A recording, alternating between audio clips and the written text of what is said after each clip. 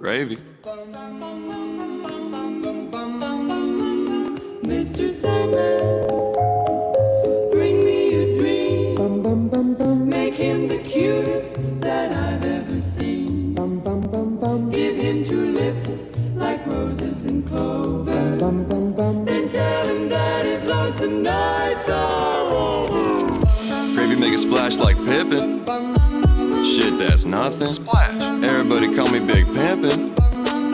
No, I ain't bluffing. I'm with your mom in the kitchen, making blueberry muffins. Must be Thanksgiving, cause your bitch brought the stuffing. Mr. Clean, gravy while you flow so mean. Mr. Clean, pull up with my whole damn team. Mr. Clean, Mr. Clean, Mr. Clean, Mr. Clean. Gravy, he be clean like Windex. Just hit your mom with my index. And your bitch look like a pinhead. All my haters, they be skinheads. Pissed off cause they wife is their sister. And young Gravy just kissed her. Hot damn. Pull up on the scene, cause a wet dream, I might need a summer ring. If you got the beef, I turn your ass to smithereens. Your bitch looking scary, I thought it was Halloween. Gravy, he be clean like some fucking Listerine. But I smooth it out like a jar of Vaseline. Shit. Posted with a MILF and her name is Charlene. Everybody wonder how she got the hygiene. It's all thanks to Mr. Clean. Mr. Clean, gravy while you flow so mean. Mr. Clean, pull up with my whole damn team. Mr. Clean, Mr. Clean, Mr. Clean, Mr. Clean. Gravy, he be clean like Colgate. White MILF Charlene, that's my soulmate. You ain't got a bitch, I might donate. Slide in the DMs with a snowflake. Talking about your girl, my favorite topic. You can't even see me, you would think I'm microscopic. Gravy ballin' out like the fucking Flint Tropics. Turn these bitches on cause I'm really good at bop it. Clean in, clean out. Pulling up drop top Viper.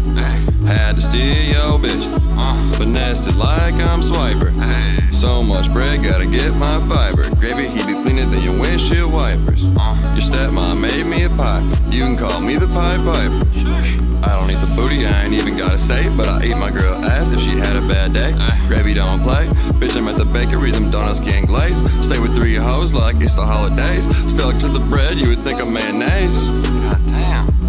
Shit, I'm so goddamn clean, got me feeling like I'm Billy Mays. Holy shit. Mr.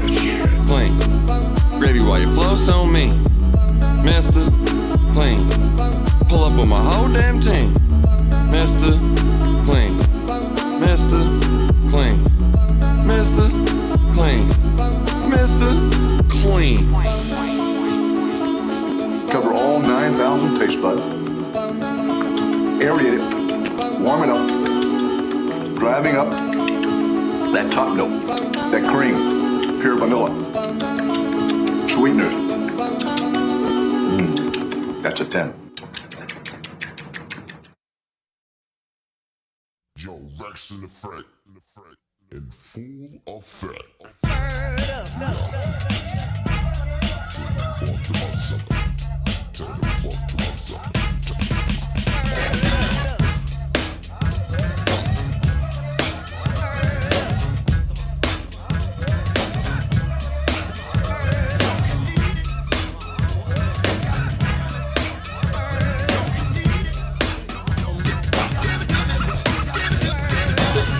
Swing. Yes, it's something funky that you can cling. All you gotta do is come on and sing.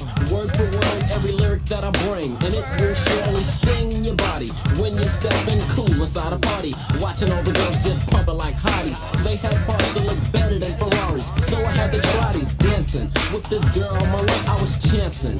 Hoping she was the type for romancing. But my rap needed a little enhancing. Because this girlie wasn't answering nothing I said. I started getting fat and turning red. Then I told her just a bit about Ted. She gave a wink and started to think, but didn't believe a thing about the new jack swing.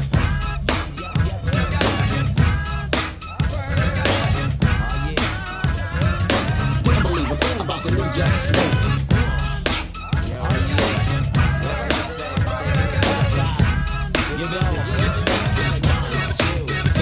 I made the new Jack Swing. Yes, TR is my name. Making you dance to my thing is the way I entertain, baby. I made the beat you like. Yes, that's right, it's out of sight. All my beats are very hype.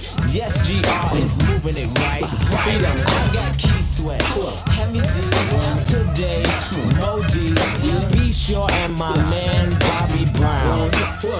I got Xanaman, Redhead, Boy George, James Haynes, Deja, and my homeboys Guy. And you got to get down.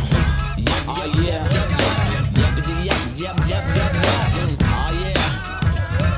But they don't believe a thing about the new Jack Swing.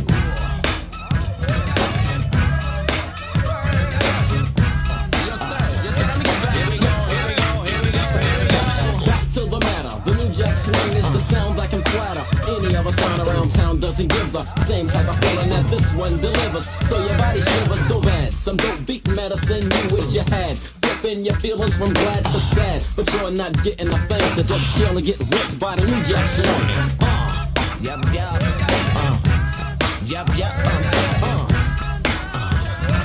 But they don't believe a thing about the new Jack Swing.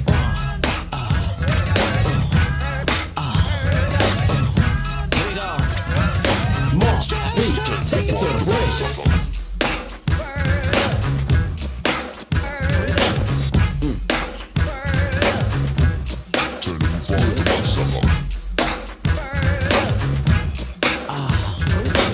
Here we go.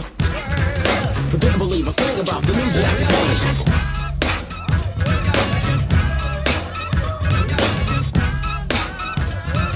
But didn't believe a thing about the new Jack Swing.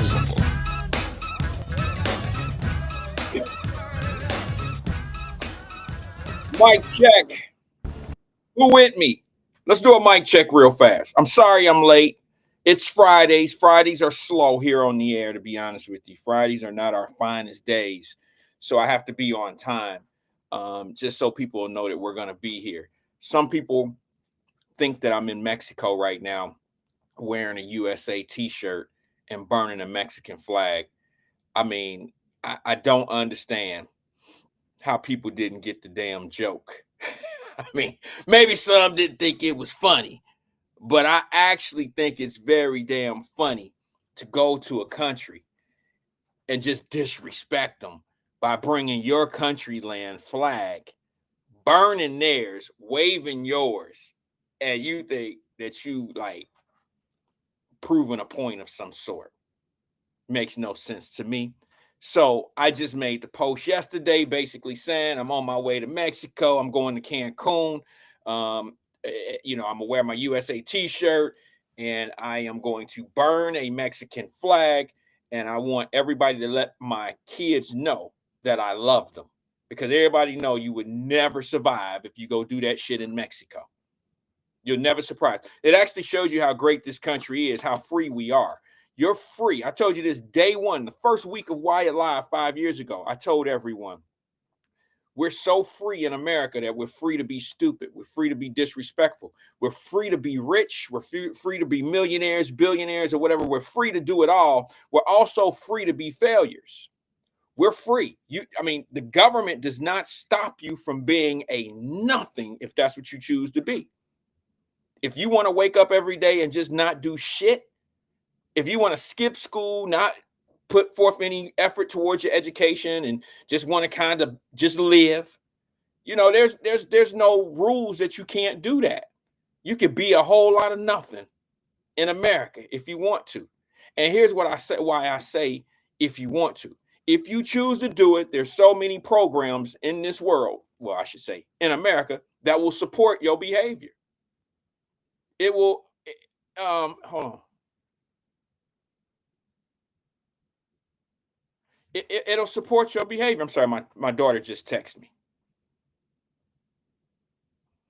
So what you have to do is, I'm sorry, my daughter just texted me something. It kind of threw me off a little bit. Let me just respond by saying yes. Yeah, hold on.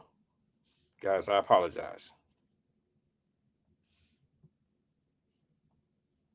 Yeah, there we go. They have programs in place to help you because of your choices, the things that you made. We ain't gonna continue this from last week, from earlier this week. We just gonna go right into what we doing. All right, we just gonna go right into what we doing. It is Friday. It is Father's Day weekend. I'm sure my family has some things planned for me because they asked me last night my schedule between such and such time on Sunday. So I'm assuming I'm about to get this surprise of my life. Or surprise, not quite sure if it's going to be the surprise of my life, but I am going to get a surprise. And you know, I'm a very simple guy. I'm not the hardest guy to please, to be honest with you, when it comes down to gifts and special occasions and things of that nature. I tell my family all the time, save your money, let's do something else with it, spend it on yourself, buy something for the house, do something different. I don't need much. The only thing I want to do for Father's Day is just spend the time with the family. You feel me? That's enough for me. Just let's go to dinner, let's eat, let's break bread, let's do what we do, let's reminisce, let's talk about some of the old things, let's talk about future. Let's just talk about things that are, you know, that's fun and uplifting. You see what I'm saying? And that's what I need from my family, because we all, me and my immediate family, played a pivotal part in the conversations that we have. Like just, Dad, remember you used to come pick me up from school all the time? And yeah, you learn things from your kids as you get older. You learn that you learn how they used to talk about you, or their friends would talk behind, your back, and they would have these conversations. As you get older and they get older, they reminisce on how it used to be when they were kids, and then they'll bring it back to you and be like, Daddy, when you used to pick us up from school, I didn't like when you used to wear them suits and stuff, because you used to have them, one kind of suits, and everybody used to think you look like a gangster, some old shit like that. And I'd be like, well, why didn't you tell me that back then? I would have probably calmed it down a little bit, because I did have a little bit of that, my background with Mr. Jones and them, they all look like, they all look like, Superfly and all that old shit. I was like the calm down version, I thought, of Superfly, but evidently to my daughter and her age kid, her aged friends, I probably was Superfly part 3 or something, the suits that I was wearing. I don't know. I'm not gonna worry about it. Those are things we used to laugh and kick it with. Guys, my energy level is just not there today. It's not there today, so I'll do the best I can. I'll try to pick it up, and I'll try to deliver the best me that I possibly can. I know that Father's Day weekend should be busy for a lot of people. I know there's a lot of things going on this weekend. I'm not quite sure what's going on in Cincinnati, but there's a lot going on this weekend when it comes down to fairs and festivals and stuff like that. Where I live, we're going to have great weather. One of the things that I could tell you that I enjoy about Father's Day is that being with my family and being able to hear things that at once upon a time probably would have made me mad. Y'all feel me? Like you ever like, let me just say this one thing. One time, this has nothing to do with Father's Day. This is just how I had to tell my mother something way past after I did it. When I was in school, I stole my mother's car. I didn't steal it. I borrowed it. I stole it. See what I'm saying? My mother was gone. She went somewhere and she left her car. She went with her buddies, her friends. It was a girls' weekend or whatever, and she was gone for like 3 days. They left on a Thursday. So I had the house to myself. I'm a high school senior. So, I got the house to myself, and there's a car in the driveway. And the crazy thing about it is, for years, ever since I was a little boy, the car that my mother had when we lived in the Faye was a 4-speed, four-speed stick shift Ford Escort. It was brown. All right. It was a brown. Don't laugh. Don't judge. Brown was a good color back then. All right. We had a 4-speed Ford Escort manual car. And I never drove it. I was a kid. I was a youngster. But all these years, I had watched my mother drive this car. I watched my cousin Drac and all my cousins. Everybody had a stick shift. The shit was fun, little sports car type shit. I never drove a stick shift before in my life. The first time I ever drove a stick shift, I was a senior in high school. And it wasn't the first time I drove a car, but it was the first time I ever drove a stick shift. And that was the one time that I stole my mama's car for a couple days. She didn't know, but she was gone off with her little buddies. They went off. They took a trip. Was gone for 3 days, a Thursday till Sunday type of thing. And I drove that mug. Here's the crazy thing. I didn't have no L's. I didn't have license. I'm in a whole nother country. I'm in Europe driving, a stick shift. Never drove one in my life. Picked a little chick up. I picked a chick up who I met on a Q Dog boat ride. Q Dogs, what up, though? Y'all know what it is. But I met this young lady who was older than me. I met her on a Q Dog boat ride over in Europe. And we get to talking, and phone calls over in Europe are very expensive. They're very expensive. They had these phones, and on the phone, some of you guys might notice, some of the phones over there have what they call clicks. The phone is there, and you can see it clicking. And it clicks faster and faster and faster, which means that's money. It costs money to make a phone call. So these things is clicking real fast. If you call the United States of America, it looked like a stopwatch is clicking so fast, like a money counter. But if you call somewhere in Europe and it's not that far, it'll click slowly, like click, click. But then I called this young lady. So I hook up something like, hey, listen, I got some things going on where I live, and let's link. Well, I could catch the train is the biggest thing in Europe. Everybody caught the train everywhere. Shit, I caught the train everywhere. But this weekend, I happen to have a ride. I happen to have a car. All right. And I picked her up from the train station. Now, I had to practice. I'm killing time right now, folks. I had to practice. I had to get the car, drive down the street, do some turns, learn how to lift up the clutch, give it gas. I did all this off of memory of all the years that I had been watching my mother and my cousins and all them drive stick shifts. Nobody ever trained me to drive a stick shift. I did it myself by watching. Took my mother, my mother's car, and went and picked up a young lady at the train station, and we spent the whole weekend in Hanau / went to Frankfurt. And man, I was a grown ass dude that weekend. Senior in high school, I was a kid, and had a car, had a crib. And y'all already know what happens when you a young man in high school and you have a crib to yourself. Yeah. This was a young lady, I believe. I know that she was in the military because I met her on a Q Dog boat ride, like I told you. And I mean, I can remember her name was Consuela, but she was like Jamaican and / oh, bro. You hear me? Oh, bro. What's the young lady name who just passed away from 106 in Park or from BET?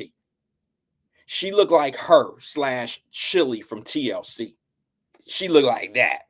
And I would have probably went to a dealership and stole a car for that. I'm just saying it was bananas. But yeah, I did it. And to the point that I was making before, I told my mother that I actually took her car. I didn't say I stole your car, Ma. I told her I borrowed it. You know what I'm saying? I told her I borrowed it, but I didn't tell her for 20 years. So that's kind of the position I'm in right now with my kids. They're telling me how they broke some shit in the house a while back ago, way back. It was me that flooded the pool, shit like that. And I'm starting to, I can look back on it and laugh now. But I guess that's part of being a parent. And if anybody ever asked me my favorite part about being a dad, I think I'm gonna be honest. I'm gonna tell you my negative of it, but I'm gonna tell you, I think my favorite part. Can I do the negative first? So I'll end that conversation on a positive note, if you don't mind.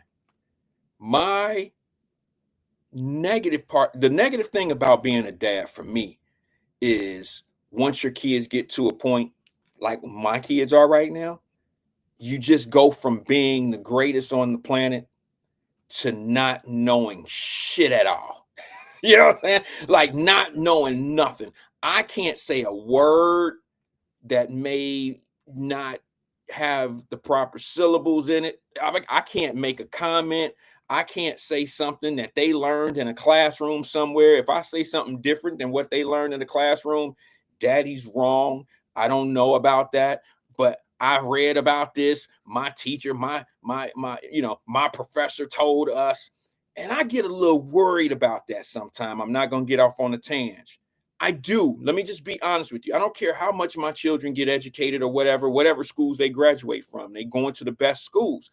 I still worry as a parent how these kids look up to these professors and believe everything that come out of their mouth. I can't stand it. Y'all do know that everything in a book is not necessarily so, right? Everything in a textbook may not be necessarily so. Now, they might think it is because of the research that's gone in, but you got to understand, I got 2 damn biology people in my family and my 2 daughters. And biology, it takes a level of, you really got to know this shit because it's very challenging.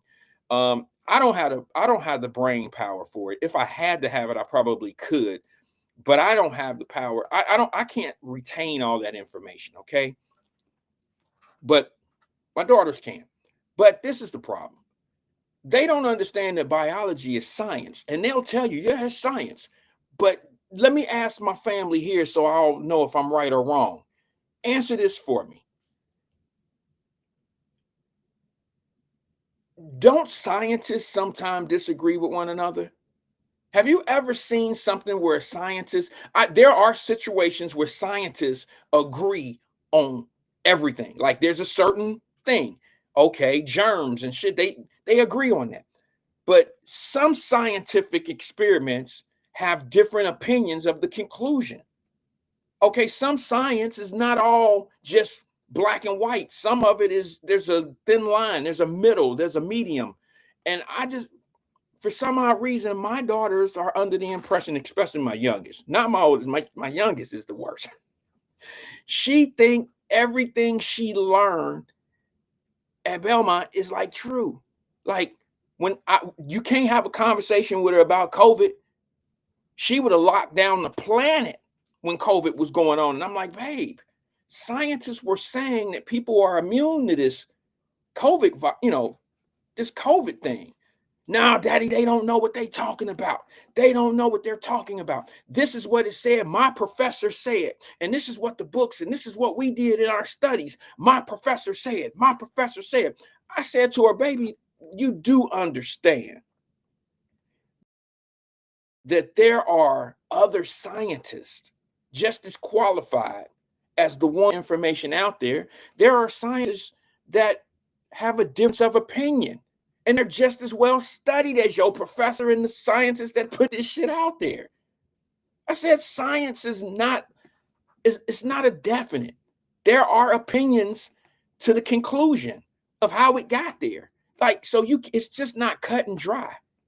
And you can't tell them that. You can't tell. Listen, it is so easy. Let me just be honest and tell y'all this. Look, this might touch a nerve and it might explain something to a lot of people. It ain't got nothing to do with my kids. So I'm gonna make this comment. The hardest person in the world to teach something to is an intelligent person. Okay? They're the hardest. They are the absolute hardest. I have a niece who is unbelievably smart. You hear me? I mean, like MIT smart. She's the same age as my daughters and all that. She went off to school. She's at MIT. You know what I'm saying? She's very smart. Her mom is smart. Her dad is is off the chart smart. My brother-in-law, they're not together, but she challenges her professors. See what I'm saying? She I don't have a problem with it, but intelligent people are the hardest people to teach something to, because they always come up with something different or a different conclusion. But here's the other part of that. Let's flip side it. Intelligent people are also the type of people, and I'm not talking about just intelligent, just regular intelligence. I'm talking about extraordinarily gifted, smart. They're the hardest people in the world to teach, because once they get what they get in their head, you cannot erase it. They already have the answer. They believe in their answer, and there's no negotiating. There's nothing you can do with that.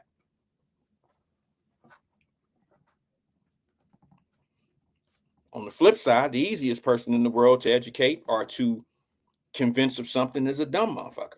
I'm just gonna be honest with you. I can't say it any better way. Dumb people are easily manipulated. They're because they don't. The easier it is for them to learn something, the more they'll listen to that person. Does that make any sense to you? Like, you ever seen somebody, like, I hate to say this, but I don't know how many intelligent, confident, self-driven streetwalkers there are, especially when you got slick ass Floyd that can talk them out to get out on the strip and sell their ass and bring him the money. Do you really? I mean, she might be smart, but she's not intelligent. She might be book smart. But the easiest person in the world to convince something to is a dummy who likes to learn easy. See what I'm saying? And those are the people that retain the easy information. You know what I found out in life? The easy information, there's a reason why it's easy, because it's usually not right. It's usually some bullshit. It's convincing, but most people love to learn the easy way. And now they feel like they know something. Oh, and the worst thing about learning easy is this. It'd be a lot more of them. You know what I'm saying? You know what I'm saying? It'd be so many of them that they have to be, of course it's right. Everybody's saying the same thing. Everybody believe it. Of course it's right. That's the majority of this. Y'all do know this, right? I don't know where you are. I don't know where I am on this scale, but the majority of people in the United States of America are stupid. I'm just being honest with you. Like, not stupid dumb, but like, just look for the easier way to deal with things. They don't want any complication in their life. And they really, I wouldn't say take pride, but they go hard for whatever can convince them that they right and that they on a team. You know, there's some kids, I'm gonna break this down a little different kind of way, what I've noticed, because I've been in sports my entire life.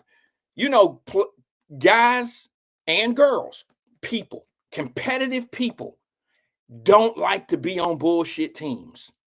You know who okay being on a bullshit ass team? Somebody that don't play well. Somebody that don't do good. Somebody that don't mind losing. They'll go put on any uniform just to be on a team, just to be part of it. And you know, I can't stand those people because they just want to have fun. No, I'm here to win. I'm here to win, damn it. And I ain't here to win with no freaking losers. I want to be on a winning team. I want to get better every day at practice because practice is competitive. I don't want to be on a team of losers. I don't want to be on a team of people that just want to be out here to have fun. Let's just have fun. Now, the fun team down the street, they 0-13.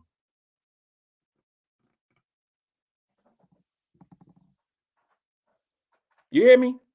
I don't want to be on the team that's just out here having fun, and I'm just learning how to have fun. No. I want to win. Okay? Hands on what I was saying. But I'm just telling you. You know, people just want to be part of something and they don't care what it is, so they'll cop for it. And if enough people saying the same thing, then damn it, I guess it's just true, right? No.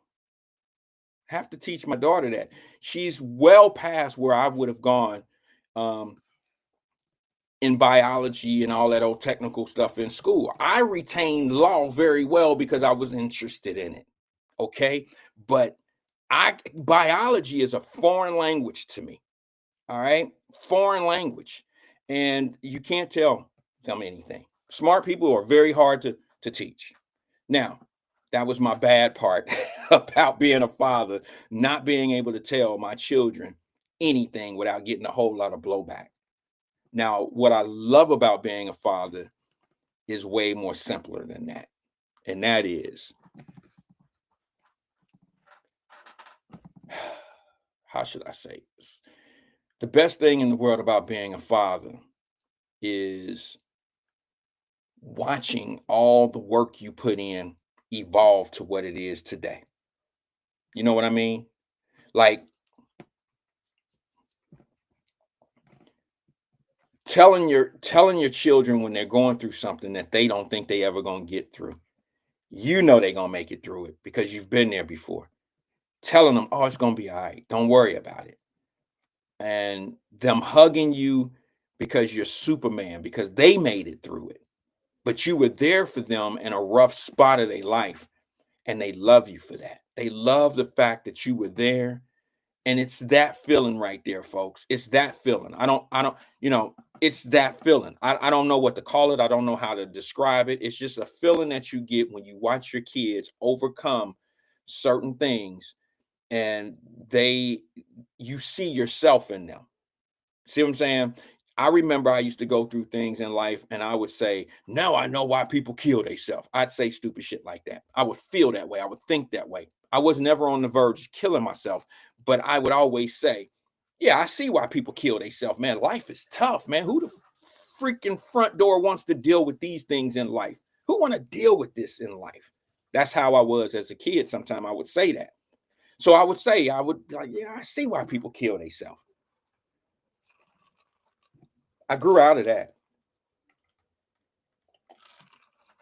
I just like watching my children grow. Some of the growth is a little rocky because when they grow, as they grow and as they get educated, as they get, more and more knowledge, you become irrelevant in that space in their life. I'm not talking to you. I'm talking about me. We may feel different about what I'm saying. I'm telling you me. I begin to feel a little bit irrelevant in my children's life as they go on and on and on. Now, financially, I'm not at that point yet because I'm still paying a lot of shit. You know what I'm saying? I'm still paying for a lot of things that they really don't even appreciate. You know what I'm saying? Like I told y'all the other day, this is just us talking. This is the parents. I'm having a PTO parent teacher conference right here with my people. And the other day I made a comment and I said something about, damn, y'all just not gonna leave me in no good nursing home. I said, y'all buying all these nice houses and shit in your mind and all that. Where I'm gonna live? Well, Dad, you could stay in one of your houses or whatever. You stay with you. I said, well, I'm older. I'm old. I'm ready to chill and not go nowhere and have Uber Dash and do DoorDash and all that old shit that y'all been getting. I'm ready to sit back, relax, and not do none of that. I want to sit at the pool. I just want to be chilling. All right. I don't want to do it much. And they like, well, you can't stay with me. And I'm like, my feelings are hurt. So I had to get a little red a little bit. And I'm like, wait a minute now. I done all this stuff for y'all over the years. Me and Mom done all this stuff for y'all.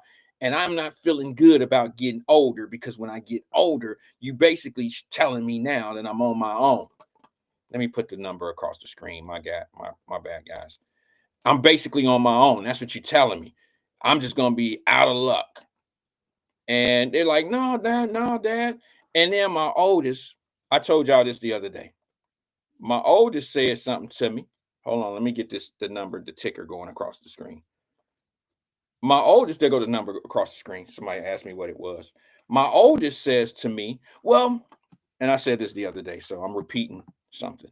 She says, well, I didn't ask to be here, Dad. Y'all just had us. We didn't ask to be here. Anybody been told that yet by their kid? Anybody been told it? Fathers. Anyone been told that? Has your kid? Because that's how I felt. Like I say shit like that. Like, man, your kid don't owe you nothing. Your kid don't owe you nothing. That kid didn't ask to be here.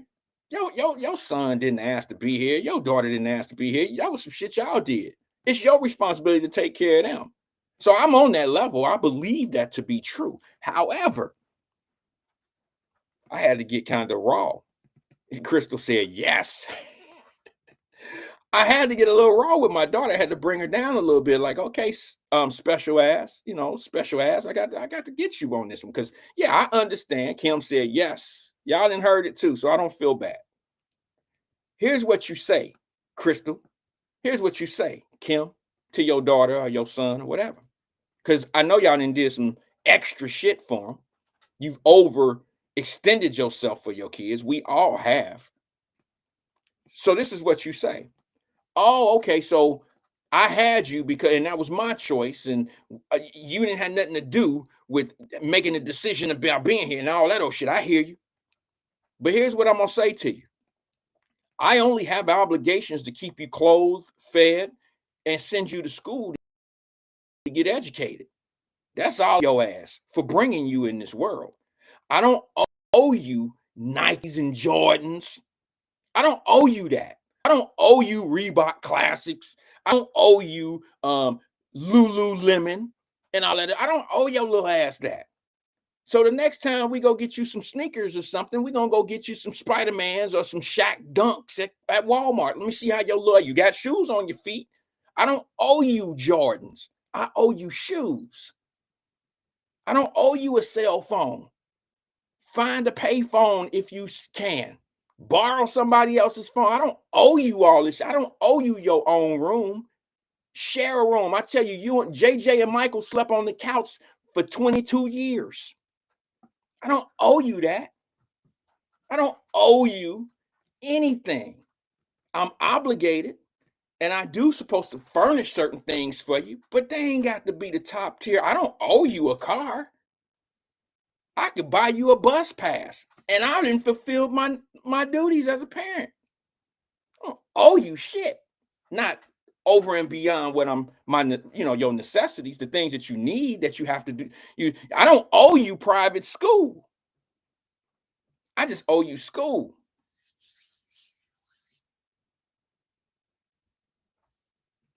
So, Kim, Crystal, that's what y'all tell them. See how they like them apples. See how they like it. So, but the one thing I do like about Father's Day, to be honest with you, is being a parent and this and this and that, is getting together and sitting down with my girls who I've been in their life every day of their life and watching them develop into strong women and watching them still go through the things that they're going through and watching them maneuver. And yeah, Shaba, he said Fences was a great movie. Remember what Denzel told his son? Nigga, I don't like you. I don't have to like you. It ain't no rule in this world that I gotta like your ass. I'm doing what I'm supposed to do because I put you in this world. But I don't have to like you. Denzel is the shit. Show me a better actor on this planet than Denzel Washington. He's definitely in the top 5 of my favorite. I don't think nobody can mess with. Maybe Al Pacino. But come on. Denzel is the GOAT, man. Denzel could play Malcolm X. He could play anybody. You know what I like about him too? Pretty much like everything about, I guess you could call me a fan, okay, of Denzel. You would call me that, right? But what I like about Denzel is his life, his private life is pretty dope too. He's married, children, and his wife, him and his wife have made they made a pact, a decision many years ago about. You ever notice that Denzel's never done a love scene? You ain't never seen him on screen smashing. He might kiss somebody, but he is not going to have a sex scene. I mean, the closest thing he had to a sex scene, oh shit, I'm about to piss somebody off. The closest thing Denzel Washington ever had to a sex scene to me was in Malcolm X when he had the white girl kiss his feet. He had the white girl licking down his leg, go down there and kiss his feet and shit. But that's it. I ain't seen him do nothing, In Mo Better Blues, wasn't he in Mo Better Blues? Yeah, he was in Mo Better Blues. He could have been smashing them. He could have. Denzel is the GOAT because he's been loyal to his wife, and even in the films, like I don't know what he do on Tuesdays and shit when they ain't filming and what he doing in real life. I don't know, but he has a respectable family, a respectable wife. His son is in the industry, and Denzel and his wife have done things for other young black actors coming up. Do you guys know the guy? What's the guy's name that played Ghost in Power? Yeah, that Denzel, I mean, he has stories about Denzel and his wife bringing him in. See what I'm saying? He has stories about Denzel bringing in him and letting him stay there for a little while. And he brought a couple dollars, and him and his son would go to acting classes together. They were cool, Denzel treated that dude like a son. You know what I'm saying? And they still cool. And that's what I be talking about. Oh, Amari. Thank you, Crystal. I know y'all love y'all some Amari. Them girls be going crazy over him. But that's what I was talking about yesterday about feeding the community. Feeding the community. You know what I'm saying? Like that's how you feed the community. You bring people with you. That's what I meant when I was talking about it yesterday. Who was that? CK? And I was like, no, if my daughter go off to be a doctor, which she is, and she go off to some Martha's Vineyard shit out in the rich white country, and she only operating and getting white dollars and if she's making $1 million a year doing plastic surgery or doing heart surgery or whatever, and she stay in Martha's Vineyard, she's not serving our community. She's not doing anything for us or nothing like that. She's doing it for her, which I understand. I have no problem with you doing for you. Put your oxygen mask on first, boo. I get it. But don't forget, there's other people on the plane. Don't forget that.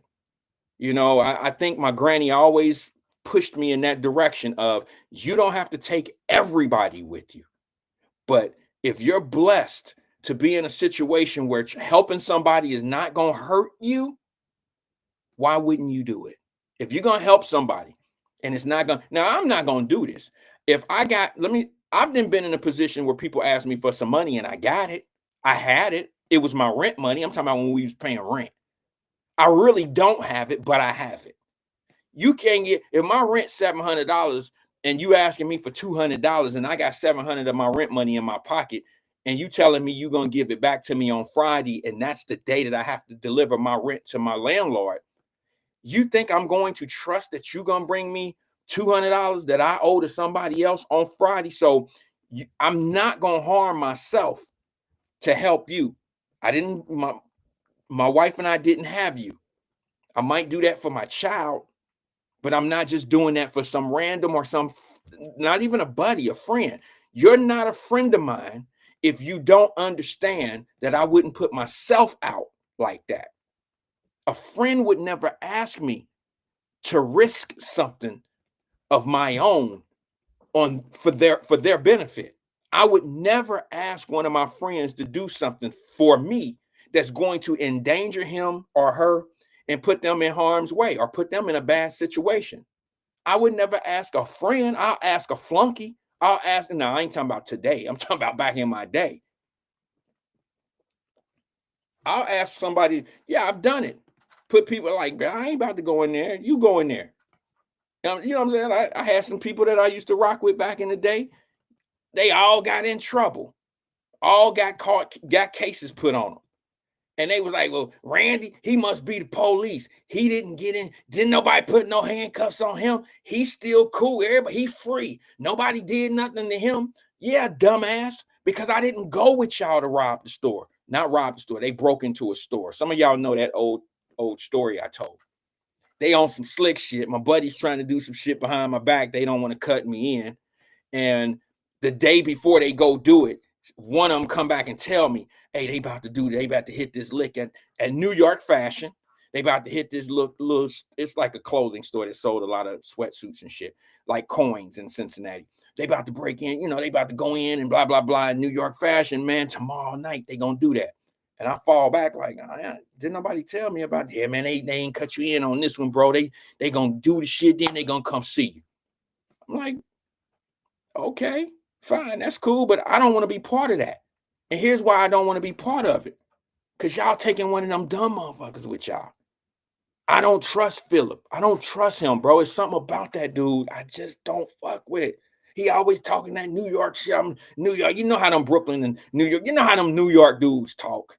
You know how New Yorkers think New York is the only city in the United States of America. They think they the best. I ain't got no problem with the confidence, but bring it down a little bit. But he was like, man, you know, they gonna give me shit. He all the slick shit with the hands, and I fall back off slick talkers. So he's sitting back telling me how they about to bust this move tomorrow night and all this old shit. So I'm like, bro, look, y'all do what y'all got to do, man. Good luck. You know what I'm saying? I don't trust the dude that's going. So here, a few days later, they come out with a bunch of shit. Few days later, they get caught. You know how they got caught? Somebody tell me in the screen how they got caught. Nigga, I told y'all I don't trust him. Philip, his dumb dude, leave his ID in the store. They say it was on the floor. Now, I didn't went in and did some other research because I knew the Asian lady that owned the store. I went in because I knew her. Like I would buy shit out of there. So, you know, you get to know the Asians. And I'm like, damn, what happened? You know, and she said, somebody stole, and somebody broke in store. They come in through the roof. And the police gonna catch them. I promise, police gonna catch them. And I said, well, how do you know that? She said, because one of them left ID right on counter. Now, the word on the street where we live was somebody dropped their ID. The lady that owned the store tell me right to my face that somebody left their ID. They left their ID. Who the hell robbed a store with an ID in their pocket in the first place? Let alone leave it on the counter unless, come on, man, stop. You had Starsky and Hutch on your team that night. Y'all had the FBI, CID. Y'all had every law enforcement on y'all was with y'all that night. And y'all mad? You turn around and say, I'm the police, I'm CI, I'm some confident informant or some shit because I didn't get in trouble. You dummy, I didn't go with y'all. How can I get in trouble? And that's how slow learners learn, bro. They hear some shit. You know, slow learners learn from dummies or manipulative people. That's why all of them believe and learn and know all the same shit. If you want to learn, here's an indicator. Here's an indicator if you're dealing with a dummy. Can I say it? They all say the same thing. None of them have their own narrative. None of them they all say the same thing. It's the same thing every day. When they trying to describe a situation, it's the same way somebody else described the situation.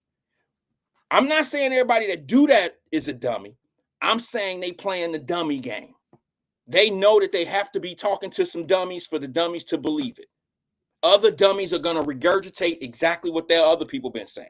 That's how the game play, and that's how you recruit. And the more people that say the same old dumb shit, it becomes believable. That's how the game go. So these dudes going out telling everybody, I'm the police.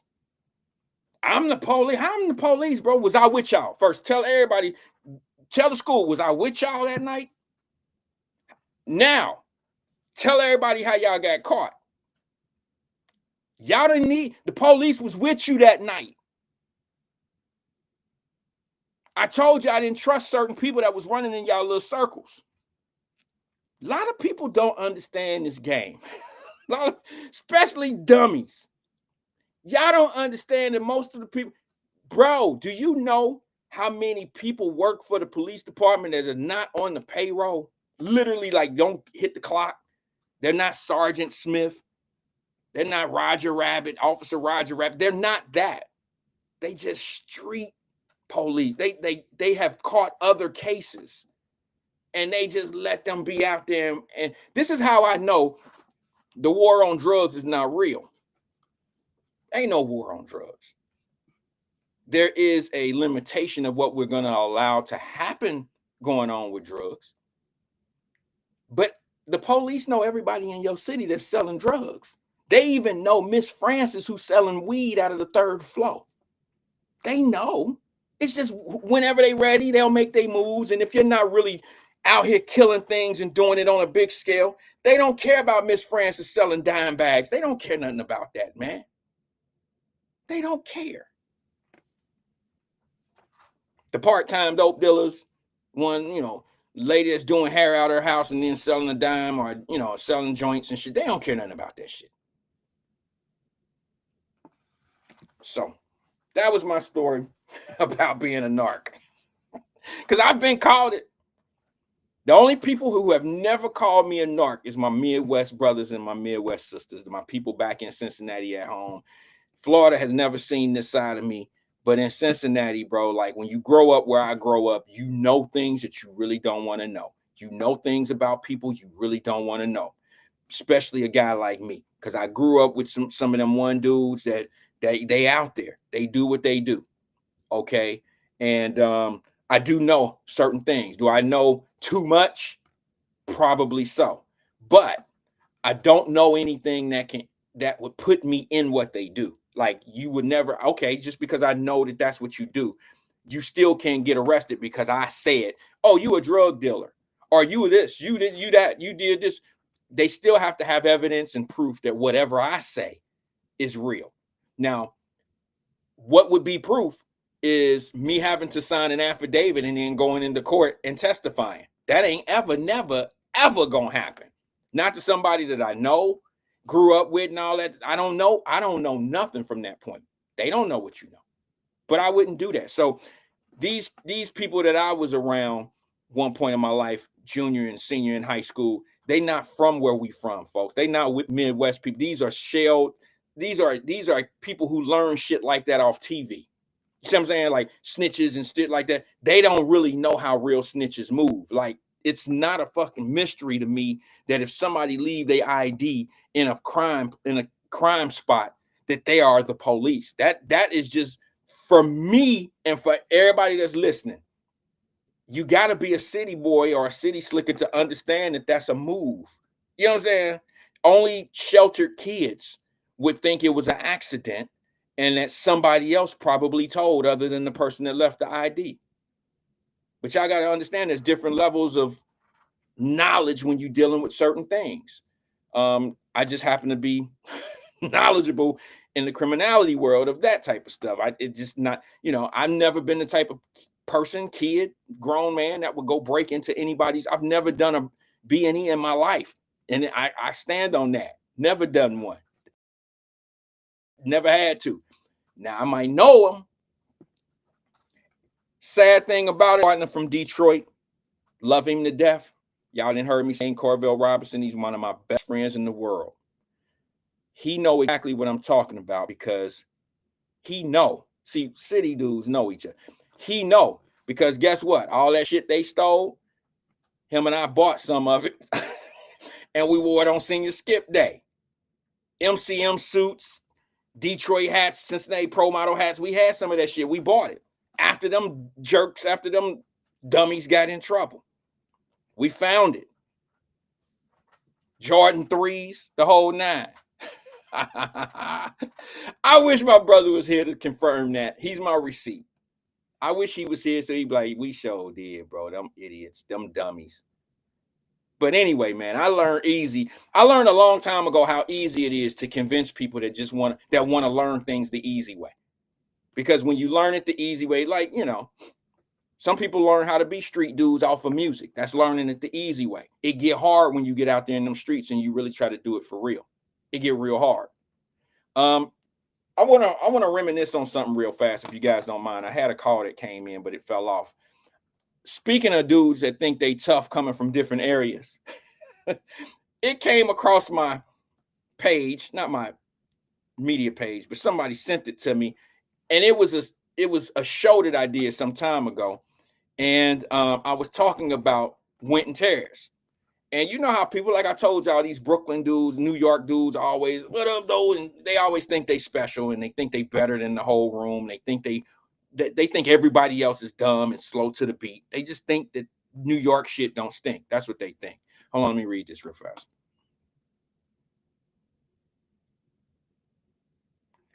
It's just that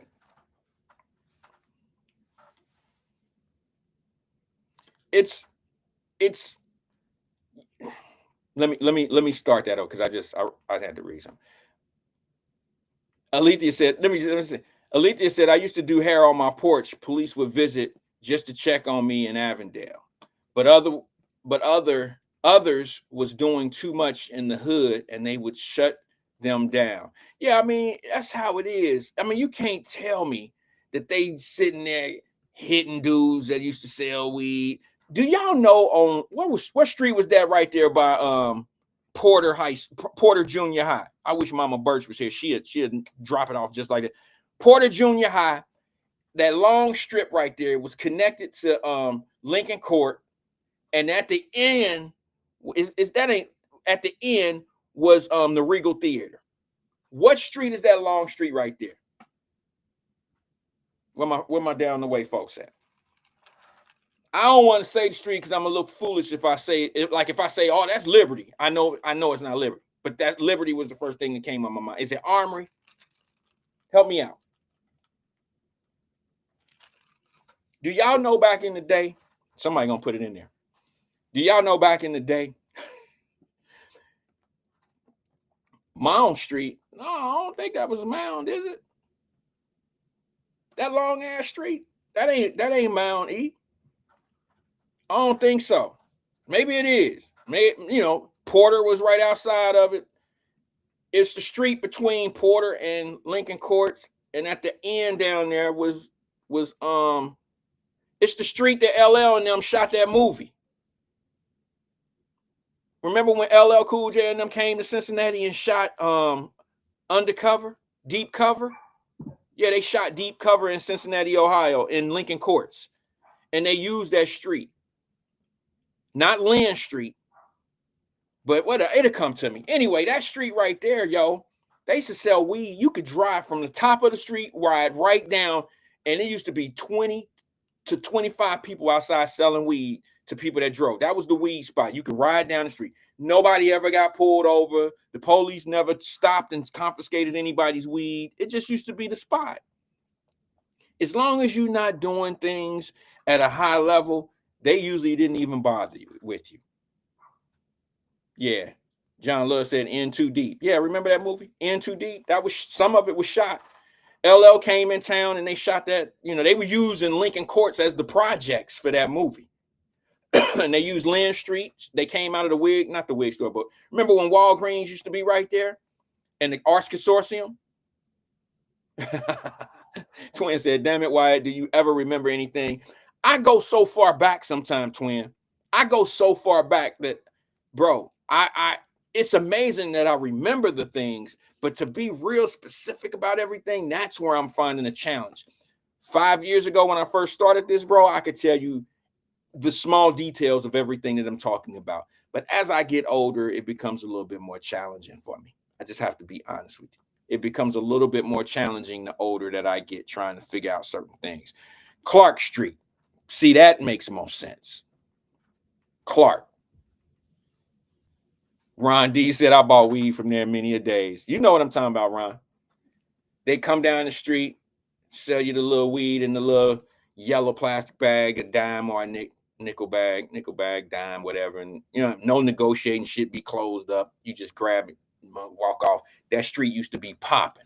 It was a firecracker. It was so hot, but it was out in the open. Hey, I came up on something, guys. I got to stop talking about that.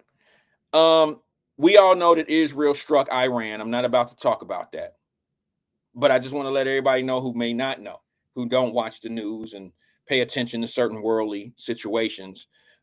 Israel struck Iran because they're saying now you can't have no nuclear missiles. You can't. And I want to thank Israel for sacrificing their situation. I know there's probably some people on here that's going to figure out a reason why Iran is the victim and this and that. Iran should be able to defend themselves with nuclear weapons. We just don't like Iranians because they brown people and all this old other shit. I don't know what you're thinking, but I have been around quite a few people that believe the same shit the Iranians believe, and they have no problem taking your ass out. I don't want to be around anybody that's not afraid to die. In my life, I found out people that just don't care about certain things. When they don't care about certain things, they don't care what happened in the moment. They're not the type of people that think things out or think frames ahead of certain shit. You understand what I'm saying? They don't really like, they already done figured out what they bottom, what their punishment will be, and they going to see Allah, they going to see their God, and it's going to be 13 naked bitches up there waiting on them. And I don't live my life like that. I don't think God is going to reward me if I take out a auditorium full of kids and I got 13 virgins in the sky waiting for me. I don't think that's how the world functions. I don't think that's how God functions. So this is what I say about it. I don't know a whole lot about the history of Israel and Iran and this and that. I don't know much about those fights and those struggles between the two or whatever. But there's missiles going. I'm watching it on my screen in the studio here. There's missiles going in the sky right now. And I'm going to tell you something. I'm for anybody taking out somebody that's trying to get a missile or a bomb and that can destroy a whole world, a whole country, like those nuclear missiles. I don't want anybody that is not afraid to die to be in control of nuclear weapons. Don't want to see that. I don't want to see that. Now, we all know that we have preventative things that can happen. They shoot those missiles and they start to head to the United States of America or whatever. We got some preventative missiles and shit. But then here's all the stuff that's in those nuclear weapons hitting into the water because we didn't shot them down. And those things know how to get through some of that stuff. They can shoot 1,000 of them. It only take 1 or 2 to get in to do enough destruction. I don't think you're going to stop them all. And for my Cincinnati folks, I don't know if you really want to hear this, but you would be on the map. I'm watching them missiles hit now. They in Israel. That shit is landing. Oh, it looked like Iran and fired back. Says IDF defense systems are intercepting the threats, though, but some of them are landing on the ground. You can't stop all of them. It's 9 o'clock at night down out there, and there's some problems going on. I don't want nobody having a damn nuclear missile. You know, Cincinnati would be on the map because of GE. GE makes engines for planes, and yes, Cincinnati would be on the map up there. So you got to be careful. I'll say more about this when I learn more about it. When I start, I'll look into it. What's that, Ron? Ron said them people was complaining about Elon, but they'll be singing his praises before long. Why? Does he have something? Is he got some type of missile detection or missile misdirection or something like that? Y'all over here trying to hook up weed deals. Simba and who else? Simba and who is that y'all doing over here, bro? What y'all doing over here, Simba? Man, I got them motherfuckers on the low. You get 3, I get you a little better deal. Shit like that. What y'all doing over here?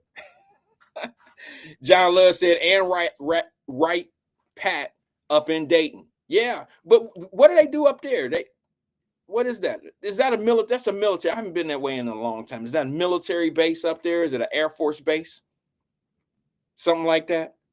Well, the first part of war is you take out utilities. You take out people's ability to fight back. You know what I'm saying? You fight. It's just like, you know, you hit their planes, you hit their manufacturing plants of engines, and you hit their fuel. You do all that type of stuff so they'll be grounded, and that helps. But with nuclear shit these days, you don't really need much. You don't really need much. All right, you just need that one. You only need, if you shoot 1,000 nuclear missiles or 5 let's just be honest, 5 nuclear missiles. You shoot 5 nuclear missiles. If one get through, that's one that's going to do more damage than a ground troop of 100,000. You've destroyed plenty, and you've done way more than what a whole army of people on the ground could do. All right. So I'll talk about that once this shit once the dust start clearing, which it might be in about 6 months. It's not looking like this shit gonna end anytime soon. It looks like some more people are firing missiles over Tel Aviv. Yeah. I need to move I have a screen here, but my light is blocking the screen. I can't read all of the stuff, but it's not looking too good as far as that shit settling down anytime soon. I think what's going to happen is Israel is probably going to end up doing Iran in, and I got a feeling that that's y'all do know that we are involved in that shit. There's no way that the American government didn't say to Israel, do what you got to do. Fuck them. You know what I'm saying? Fuck them. We can't let them get a nuclear weapon. So now this is what I want all my brothers and sisters to do in the United States of America, especially my Cincinnati homies, my Detroit homies, all my New York players, all my Chicagoans, all my brothers and sisters here in St. Pete. What I need us to all do is be on alert, okay? Because we didn't have so many people come in this country, and I call them sleeper cells. I didn't create that. It's a real thing. You have all these sleeper cells that are in the United States of America right now that are going to do, they've probably just been waiting for the word. It's been 4 years now that they've been here. And I can tell you right now, it's just a matter of time before some shit start happening. Okay? See, you got to understand, I was one of them kids where if I fought a big dude, because I had plenty of big guys in my life that I had to fight, I had to hit first because it was probably going to be the only punch I got. And I felt like a winner when I got up because he beat the shit out of me. Big Chili beat the shit out of me one time, but he couldn't stop that three piece I gave his ass at the beginning of the fight. I know Chili still remember that shit. 2 to the body, 1 to the jaw. I remember that as a kid myself. It was actually different. It was 1 to the chin, 2 to the body. I said it reverse. He remembered that, but after he beat my ass, I felt like a winner. Like I got the best of that motherfucker. I got him. Yeah, I had to get my punching. So everybody, when the small guy hits, he might not be the most. It might not be the most effective. Just like Iran. When Iran strikes back to Israel and America, they don't have to win the war. They're just going to feel satisfied that they blew some shit up. They're going to feel accomplished. They're going to feel like they've really done something when they blow up. I know the World Trade Center is gone, but when they blow up a mall or World Trade Center or blow up something in Chicago or do some shit, fuck up the water, they're going to do something where they're going to feel like they won. They have a victory. It's coming. And don't think that, remember when I used to tell y'all I can't wait? I hope, it's not that I can't wait. I hope that the people that are responsible for allowing all these different people in the country without seeing them, without vetting them and all that shit, I said to you, and this is probably only one of the derogatory things I've ever said about Joe Biden because his administration was responsible for this. I said, I hope his old ass is alive when it happens. Simba said, Wyatt, you didn't get the best of a person who whooped your ass. That's true. But in my mind, I did. Like, that's the whole point. That's my point, Simba. That's like Iran is not going to get the best of America or the best of Israel, but they're gonna feel like I did when I got out the gate on dude. See what I'm saying? Like when I got my shots off, that's all that counted to me. I recovered from the ass beat, but I still felt like, yeah, I got up. Shit, I did my thing, but I lost. But I still had that pride in myself, like, shit, I didn't lose without a fight. Feel me? Some people feel that way, like, shit, I didn't lose. I fought back. I'm cool with that. That's how some people feel. But look at the innocent people who will suffer off of what's going on these rockets and shit that's going over. This fight that they can't win. They're going to make somebody suffer. They're going to make somebody suffer for this shit. And it ain't going to be anybody from Washington, D.C. It ain't going to be none of these fraud-ass politicians who turn their back away from all this shit of illegal entry to this country. It ain't going to be them. It's going to be somebody in the community. It's going to be somebody's granny. It's going to be somebody's mother. It's going to be some daycare at the bottom of a building. That's the type of shit that pisses me off. It's going to be that. And I hope Biden's ass is alive when it happens. I hope he's alive, because when they peel the onion back and they see the cause and see who did it and see that they already been here for years, probably learning just like they did the building in New York. They over here in America, they didn't been here for 2-3 years. They didn't have their rent paid, and they over here learning how to fly planes, taking flying lessons so they can hijack a plane. Come on, man. Shit crazy.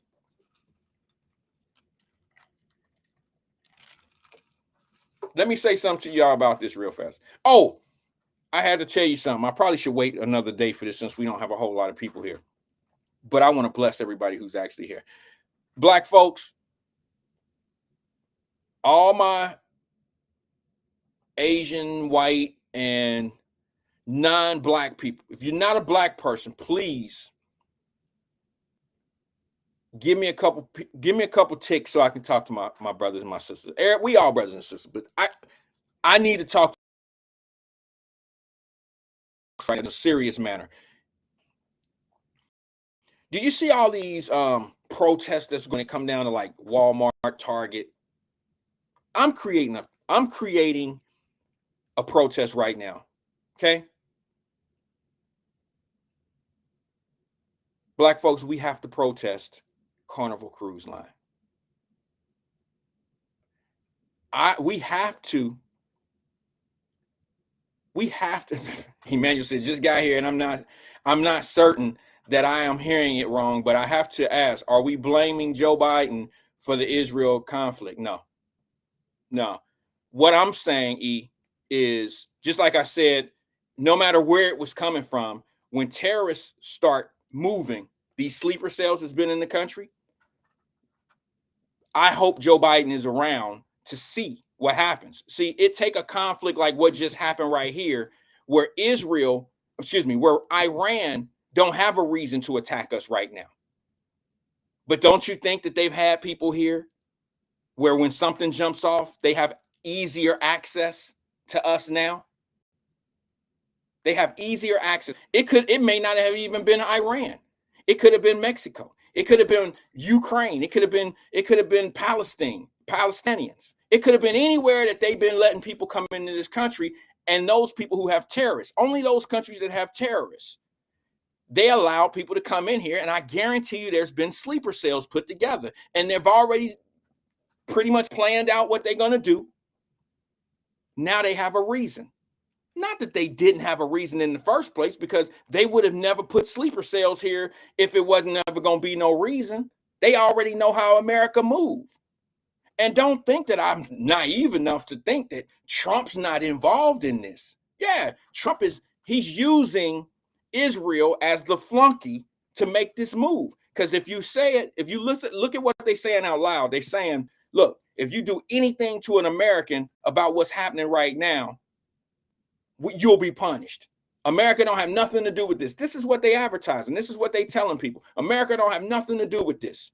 So this is you and Israel's problem. But you best believe that the leader of Israel and Donald Trump was on the phone. They said Donald Trump knew about this some time ago. And I'm sure that Israel touched base with him like, look, partner, this is what I'm about to do. And Donald Trump told him, we need to make a deal with these folks before it actually happens. And he tried to give Iranians a deal. He tried to tell them, like, look, man,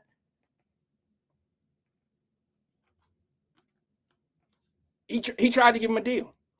You feel me? So, let me go back to my thing. I'm not going to explain it. I'm not here to, look, I say what I said, and that's why I feel the way I feel. Let me go back to what I'm saying. Carnival Cruise Line we got to put them on stop. I'm going to be the only one that's going to call this. Carnival Cruise Line has to be stopped. One of my favorite artists in the world was Keith Sweat back in the day. I didn't know he couldn't sing until I became a grown-ass man. When I was 30, when I turned 30, I knew Keith Sweat couldn't sing.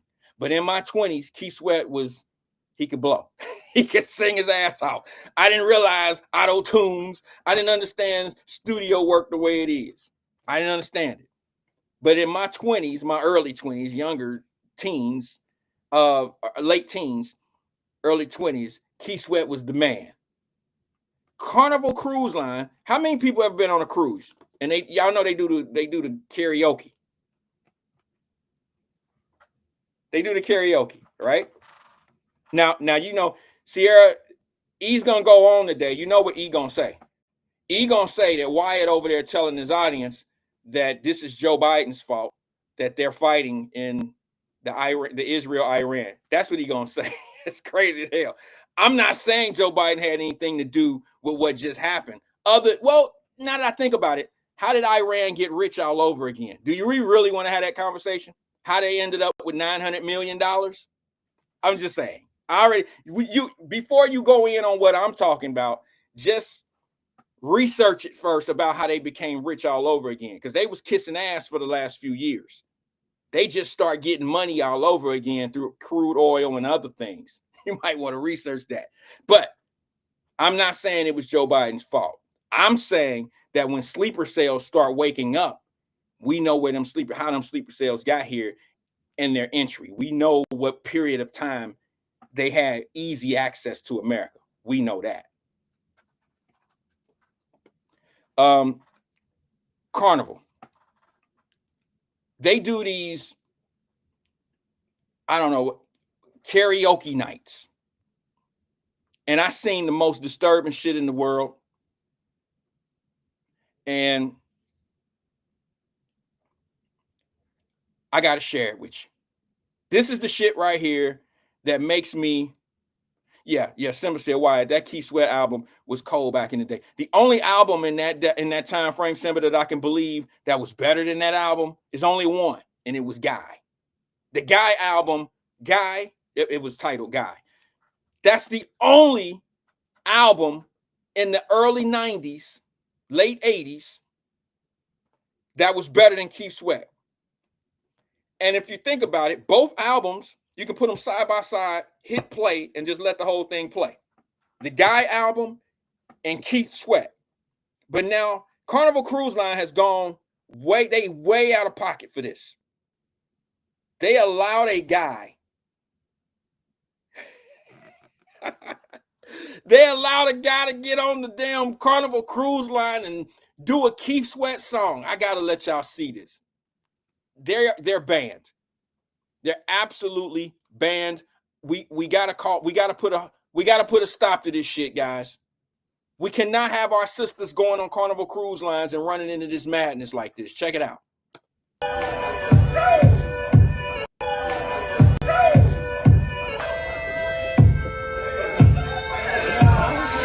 I wanna tease you.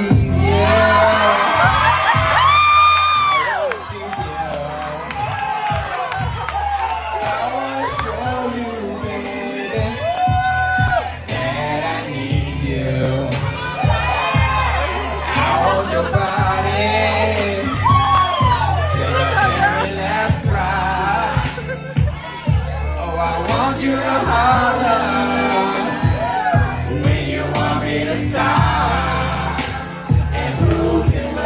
Like me, nobody. Who can sex you like me? Nobody. Who can treat you like me, my baby? Nobody, baby. No.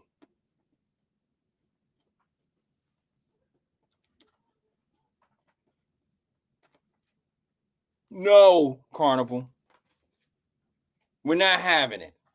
Tyler can't sing Keith Sweat. We're not having that. Ban. Stop ticket sales right now. Everybody go get a refund from Carnival. If anything needs to be protested in this world, that needs to protest. Let's get the signs. Let's go down to the pier. Let's go over to, where is that? What is that called? Let's go to the one in Orlando. Banned. You cannot, Tyler, you cannot sing and keep sweating. And did y'all see the sisters getting all up because he hit the notes? And we already know when y'all get up that y'all feeling a certain kind of way. Ban Carnival. You cannot do Keith Sweat like that. Okay? You can't do it. Can't do it. Sisters are on that cruise.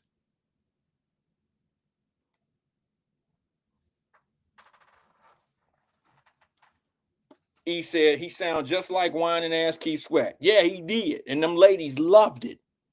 Whining ass Keith Sweat. You absolutely right. But them women's loved it. I ain't having that shit. You missed yesterday's show. See, when black men get with white women, we think we better than us. When black women get with white men, see if white little dudes like Tyler here get some Keith Sweat and some shit in them, it ain't white women. Black women don't feel like if they get with a white dude that they think they better than us. No, they feel like it's a better situation for them.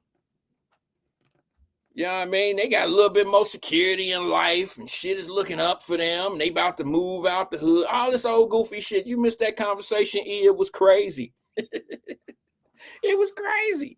It's the double standard that always go with us. Black man get a white woman and he think he better than black people. Black woman get a white man and you love who you love. Everybody loves somebody. Just fall in love. Love is love. I'm just being honest. Y'all been calling OJ sellouts and all these people who get them they little bunnies and all that old shit. Y'all been calling. What's Dr. Umar Johnson talk about all these bunnies and stuff and brothers being all this and they ain't got no business with them and all this old shit. But I don't hear that same criticism when sisters get white dudes. I just don't hear it. And when they, the same ones who hollered all these years about brothers getting sisters, about brothers getting bunnies, it was always about we thought we was better. He a sellout. He don't feel good about his own. I don't understand how he don't like his own people. His mama black. His sister's black. He grew up in a black community. He just don't like black people. He think he's evolved. He think he's better than us. I have never heard anybody describe a black woman with a white man that same way. Not one time in my life have I ever heard that. Jeez. And then it got worse for those that were being contradicted because now you start rooting for black women. Every black woman damn near in power that has some type of cabinet seat, that has some type of status with the administration, they all had white men. And then there you went, right back to that pocket. Well, people love who they love. Yeah, did OJ do the same? Nah, you was the same one giving OJ a problem. See, he didn't kill that white bitch. That's what's wrong with y'all brothers. Y'all always, well, wait a minute. What about the sisters? What? I mean, you ain't got that same energy. See, that's the shit we've been talking about all this time. That's what we've been talking about when you change energy for same actions, but as long as it's fitting your agenda, then it ain't no problem. That's what we've been talking about all this time. Some of y'all know what I'm going. Some of y'all know what I'm talking about. Because we all went through it. You sit back and you see the obvious, and then they play dumb, don't they, Ron? They play dumb, and then they drive you crazy. Some of us can sit back and just weather the storm of the nonsense and just sit back and wait for some obvious shit to happen. And just be like, see, that's what I'm talking about. And then others just be losing their mind. Like Ron. Ron crash out when he trying to explain that shit to y'all. Tell him, Ron. Get him, Ron. I'm just saying, bro. It's just crazy the double standards. And then when shit go right for them, like for instance in Cincinnati, I woke up this morning and I seen in the Cincinnati.com, I seen there was a shooting in the white community. I seen there was a shooting out in, I think it was Claremont County somewhere. And that woke everybody up that normally hear about the shootings in their own neighborhood. Now you feeling like, see, this shit happens in the white neighborhoods too. They out there shooting too. So 1 for every 20, 1 for every 25, you out of your mouth feel comfortable saying, see it happen out there too. It does, but we're not talking about it just don't happen out there. We're talking about the level. And if you don't understand where I'm coming from, you ain't gonna never get it. Let me tell you why you ain't gonna never get it. Because the same people that talk about the same thing every day, all day, they have you convinced that things are just the same no matter what you see and where you go, and things in front of you that actually happened didn't really happen. And the way things are being done ain't really that way. They just saying it. Let me give you a perfect example. Remember when I told you all the violence that's going on in the black community in Cincinnati? I said, they ain't gonna never have any powerful words for it. Not us, but city council, your leadership.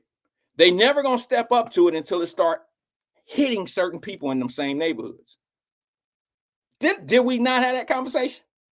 I know y'all don't like to give me credit for my conversations. I shouldn't have said that, because these are the people that rock with me. Y'all are the ones that really rock with me. It's the people that pretend not to be here. It's the people who just think that I'm preaching, or think that I'm a sellout, or whatever the fuck they think. I don't care. As long as I got you, I'm cool. Like I told you, they can have 5,000, 10,000 people watching their shows. I only need 100 real ones. I only need 100 people that's real. I don't need 1,000. I don't need 5,000, 10,000. I don't need that. But listen, did I not tell you that it was going to be different when a white person suffered in Over the Rhine? Let that shit hit the white people in the same black communities. These people just bought into, they just bought into downtown in the last 10, 15 years. Now look what's happening. They're starting to get affected by the same release of criminals, cutting off armband and wrist, what they home incarceration belts and all that old shit, leg belts, all that. Now they starting to get affected by the shit that's been affecting us forever, and they getting sit down with the damn. They getting sit downs with the fucking mayor. Dummy. Stupid dumb, ain't that what they call it? I told you, if you get taught by certain people, they know how to teach you what they want you to know. When you an easy teach, then you are taught. When they teach you how to learn, what they want you to think,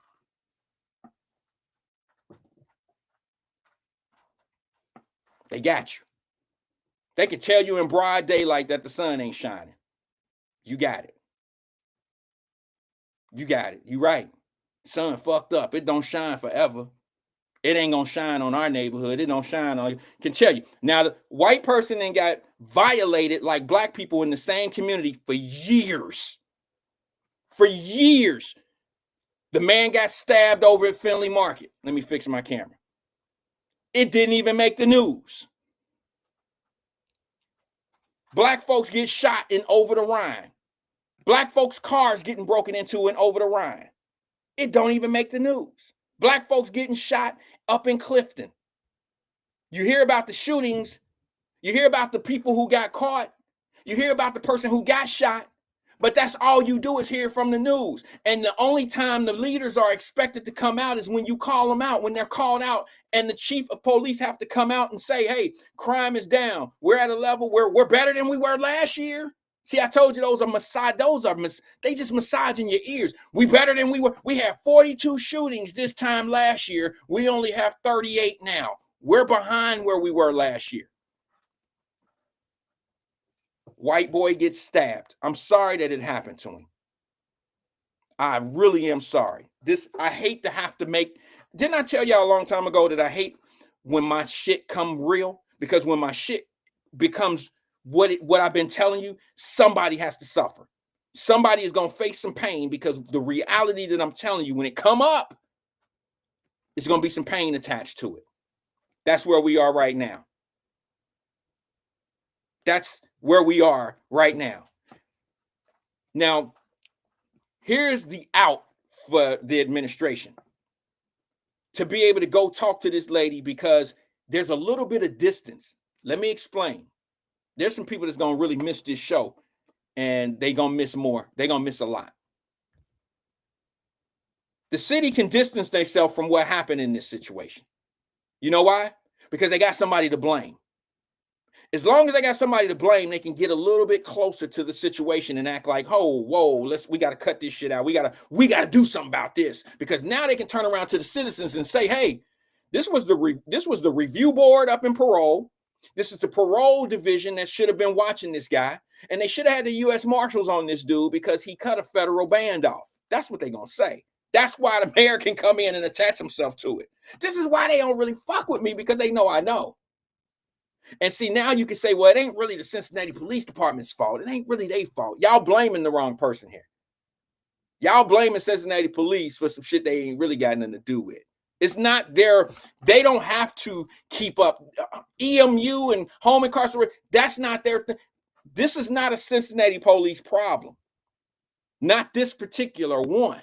The overall problem is the release of people that are out on the streets. That's your overall problem. The police don't release the people. Do y'all know that the police department is just as frustrated as a lot of the people that live in the communities?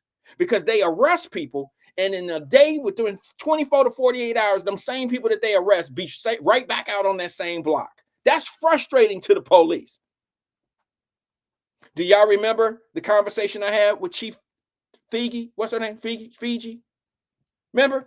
And I said, well, when is the police department, city council, and the judges going to get together to knock off some of these people that are in the community that just got out, and these bonds and this and this and that, the ORs and all this shit is what they are. When are y'all going to work in collaboration to make this thing stop? Yeah, you remember that. The reason why the mayor can put himself in this particular argument and he can go see that wife is because Cincinnati Police Department don't really have a lot to do with what happened. The city didn't release that guy. Our municipal system in the city of Cincinnati, the Hamilton County, they didn't release that guy. It was a federal release. It was a federal release. I beg to differ that, E. I can see why you would say that, but I don't agree with that. He says the police don't care, they just keep getting paid. How I know that the police care a little bit more than we want to give them credit for is the lack of police officers they have on duty. See, there's a lot of people that care about our education system, and they would be teachers if the system was better. If the system worked the way it's supposed to work and kids were maneuvered the way they're supposed to be maneuvered in education, you would have much better teachers.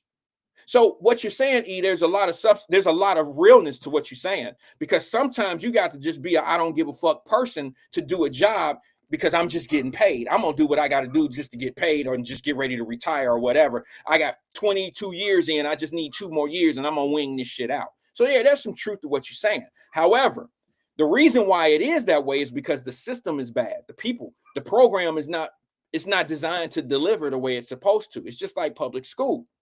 See, a lot of bad teachers are on staff, and I wouldn't even call all of them bad. I'm not suggesting that at all. I'm suggesting that some of these teachers are there until they retire, and it's like, oh, well, shit, I got 3 more years, 3 more seasons of this shit, and I'm out. I could never be what I wanted to be for these students. That's not necessarily a bad teacher. That's a teacher that gave up because they couldn't win. I say this. I know y'all love, and I love Alicia Reese in Cincinnati. You see how she's negotiating? Well, she's not part of the negotiations. You can tell that. She's very frustrated right now. She's very frustrated right now because negotiations are going on and she's limited in what she has going on, which should tell everybody that pay attention to that type of stuff what's really going on. Okay? And some of us don't want to admit it. Even in plain daylight, she's trying to tell you that these negotiations are going on, and she's not really part of it. Like, she can give her input, she can question, she can, bring awareness to certain things, but this stuff is going on and they don't have really that much to say about it. I mean, they don't have much input to it. All right. So, but I would say this. Who was that told us the other day? Because I wasn't in Cincinnati. I'm not in Cincinnati. Did somebody say that it was a 2.5 $2.5 billion. The Bengals was bringing $2.5 billion to Hamilton County. They were on a tax base. 2.5 billion. Am I making that up? Did I remember that correctly? Did somebody tell me 2.5 billion? That's why you're not in the negotiations. They don't want that fucked up. I'm just being honest with you. See, you talking about $1 million here, $1 million there, 200 million, 100 million. When you have an income base of $2.5 billion coming in from a team, and you want to kind of negotiate in public about we paying $1.5 million for this, we paying this, we paying that, and blah, blah, blah, blah, blah.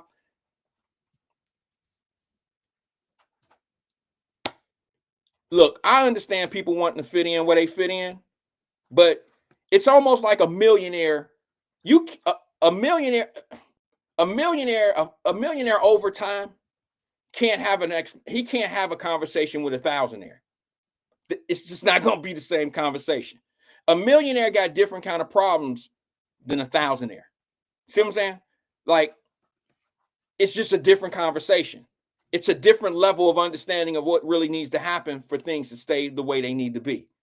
So when you bringing in $2.5 billion to the economy and you're hollering about 200 million or 300 million, I don't know. I think, I mean, I'm pretty much y'all know I'm being real. I'm adding a lot of diplomacy to this conversation, but I would rather see this. Let me switch gears on that same point. I would rather see her go harder on the tax dollars that are going towards the failing school system, because the school system is not bringing in $2.5 billion to the economy. I would like to see how much money the county is paying, how much tax dollars the school system is getting paid, and it's failing, and it's below level. It's just failing in all aspects. And it's accepting and getting just as much, if not more, tax dollars than the stadium. You know what? I'm gonna look that up so I'll have the exact number, because I could be wrong. I could be wrong by saying that the school get just as much money as the Bengals.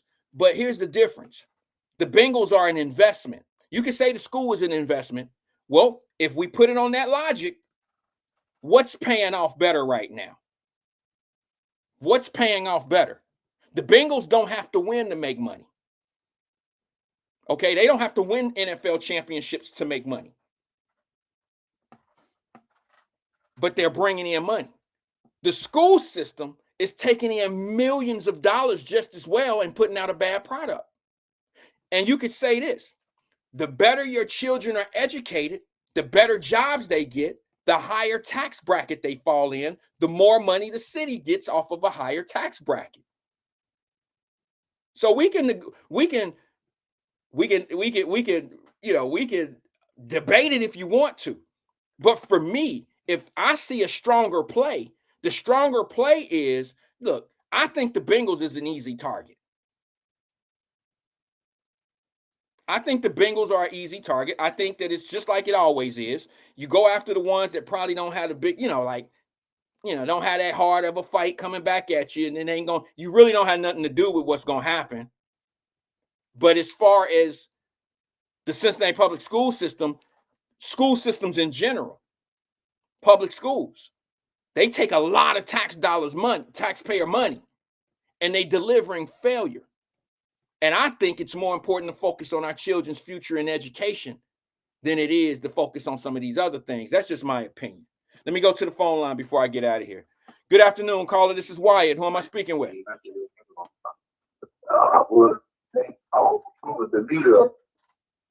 Hello, caller. Yeah. Hey, this is a good guy. Hello, caller. I'm about to hang up. All right. Somebody saying bye. Okay, hey, caller. Yeah. Caller, are you there? I got you. Look, man, stop selling weed. I can hear it. He getting two for one.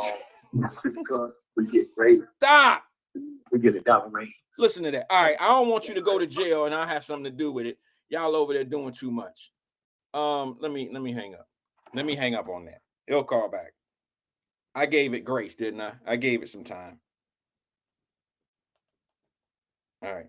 I just wanted to make sure it was up. It was off. I don't want no one getting in trouble by something. I don't want. Maybe somebody at work and shouldn't be on the phone, and it could be anything. I don't want that to happen. Person's calling back. Let me see what we got. Good afternoon, caller. This is Wyatt. Who am I speaking with? Hello? Oh, Yo, you there?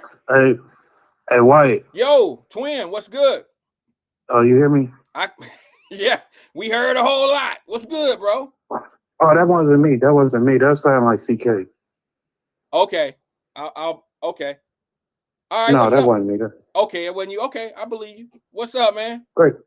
No, I had to, chime in, man. Great show you got going on, man. Well, thank you. Great show to Thank take us out for the Father's Day weekend. Great show. Thank you. I'm watching it right now on the Tel Aviv, Israel, man. Yeah. I'm watching that now. Trump told him, man, hey, take this deal or you go suffer. If you take this deal, man, hey, take the deal, man, you won't suffer, man. No, you should have took the deal. And he said Trump knew what was going on. Hey, they about to hit. Hey, I got a party coming up. Y'all is not about to mess with my party. Y'all, hey, I'll get back at y'all Monday. But right now, y'all is not about to mess up my birthday weekend. And that's how Trump feel. He told him, hey, you take this deal, you got a better shot taking this deal. If not, you're going to lose. And you should have took the deal, my boy. You should have took the deal. Hey, Wyatt, when they holler about tariffs and all that, Wyatt, Yep. America say home of the free, right? Home of the braves and everything else. Okay. And everything. Wyatt, hey, terrorists been over here, man. You ain't got no spy on there. All them Asian and Pakistani and all that, them the terrorists, Wyatt. They been on here spying for us. They don't take no rocket science. Y'all let them in their school, get them in their biology and chemistry lab, cook it up, and whatever, know how to dissect their engine and stuff, and bombs and all that. That's your terrorists, Wyatt. So, no, they knew it was a hit, 9/11 with the World Trade Center, the Bushes and all that. They knew it was a hit. Come on, man. Can't get through that airport like they knew it was a hit. Hey, which door y'all need to go to? Which way? Hey, you got to hit this. Make sure you go at 9 o'clock. And now, man, they knew it was a hit. CIA and all that was just a cover, Wyatt. They knew it was a hit. So, man, the terrorists been up here. And then you keep going over there. They got mass weapon destruction, nuclear. Man, they ain't even found a jumping jack over there yet. So you tell me, where's the nuclear at, man? Whatever, mass destruction they was screaming about. Why, there was a karaoke night. And, I don't like Carnival Cruise and all that. Yes, you do. Oh. You be on there all the time. You and your brother with y'all pink suits No, on and your suit. Flip. No, Flip. I got on that last time. My brother loved going. Yeah. I stopped. He called me a punk. I said, you can call me whatever. But I ain't go. I got sick real bad, man. I got on there 3 times. I say, this shit. Oh, you get seasick? This shit, man. I can't take it. No, back then I was fun. But now what? I'm up in age. I can't do it no more. My head will be spinning. And I wasn't even drinking and none of that. I ate good and all that. And all of a sudden, I just got sick. And I don't do it no more. But his monkey ass dude. Yeah. I'm cool and everything. Why? When I seen that, and she said it on the radio, I believe, I'm saying, hold on. I know I'm not account money and do a little bit of math and all that. I wasn't good at math like that, but hey, twin can count. But let me tell you this, Wyatt, 2.5 billion, man. She said you get it from the Reds and the Bengals, the banks, the Feds. Man, she named all time. I'll say, okay, you got 2.5 billion y'all bringing in a year. And you mean to tell me you sell the railroad and you couldn't pocket that 2.5 billion, make interest off of it? Something ain't adding up to me. And she do back. She don't really know what's going on. She the middleman. They do the they got big time negotiation people team in Cincinnati. The conflict of interest team they call it, prob. So they just give her a little bit to Alicia Reed and feed the people. I don't know about that. I don't know about that part because I don't think that it's. I'm saying when you go into negotiation table, she's not gonna get the whole pack. You're not gonna get our whole let you see our whole hand. What we dealing now? Hold on. Well, no, what I'm saying is I don't know if it worked that way, because it's a lease that they're trying to negotiate and put out. I think what Alicia Reese is trying to do is try to, like she said, it's not fair. I mean, I understand the tactics of using the media. I mean, using media to negotiate these deals. I understand. I don't think it's the best thing in the world to do. That's just my opinion. But because you only get to tell one side, like you only get to negotiate from your point of view. And then when you start saying things like it's not fair that we're making billionaires trillionaires now. See, those are triggers for people. Working class people, poor people don't like to hear rich people getting money. So Right. they always think that rich people just, are monsters when they getting money. So the way you start, teaching people not to like certain people is you start bringing up things that they have in faith over you. Like, being rich, that's not something everybody is, but that's something that pretty much everybody wants to be. And if you're taught to hate rich people, then you start saying things like they're rich, and then you start talking about the things that they're doing that are to their advantage. You're teaching them, like, but you're not telling the whole negotiation. Do you understand what I'm saying, bro? I'm trying to say Yeah, this I'm catching up. I'm catching up. yeah, you like but you're not talking about the contingencies. You're not talking about any of that stuff. You're just talking about how they want to make money. I mean, you know what I'm saying? Like that. You have to, like, it's not cool. It's not wise to me, because what happens is when the Bengals end up, or somebody come out and start telling the other side or the numbers or what we do, or when they start, if they was to get raw and dirty and start running advertisements of the people that they employ, and the sports bars start walking and talking to people, and you might lose some favorable people that normally would rock with you. But when certain things start coming out about how we beneficial to your area, then you might lose some people when that starts to happen. I understand that you have to say certain things. The only leverage that the county has is to do what they're doing. I'm not saying that she's wrong. I'm saying that you kind of walking on thin ice by doing that, especially if you're not the say so. If you're not the person that's going to say, okay, this is acceptable, let's do it. I mean, but as a commissioner of this city, don't you think of Hamilton County, man, when it's at the negotiation table to make a deal, don't you think she should be the head nigga in charge? I mean, not the head nigga in charge, but being that meeting too. She's a commission. I would think she's coming there to commission that money. Well, why don't you do this? Why don't you ask them? They don't. She tells you how things are going in the radio. Why don't you just ask that question? Say, are you in those negotiations, or are you sitting back critiquing? I think they are. If I'm not mistaken, if I heard it clear, man, they backdoor her. I think I got to go back and rewind this. Usually I don't do it on Lincoln Ware when she was talking. I got to find what day it was when she was talking about. I think it's an easy question. I mean, it's fair. I think that she probably. I inbox or whatever, I contact and stuff. I'm like, when you come like you, I would do it and everything. Cause I ask questions for people. They get on the radio, they get in the chat and all that. I know a little bit about Cincinnati, about hanging around people and all that, but I don't know. But when you hear you get fucked for 93 years and all that, man, something wrong. Yeah, something. I'm not from here, but when I hear stories like that, why? Cause I'm in this city and I want to know, hey, who got the best barbecue? Who got the best, auto mechanical, piece of something, man. I want to know what's the best side of town in Cincinnati. Is it Forest Park, Fairfield, what?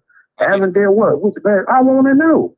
You don't want to go over there, twin. Okay, I won't go over there to, Price Hill or that area. I want to know. I feel you.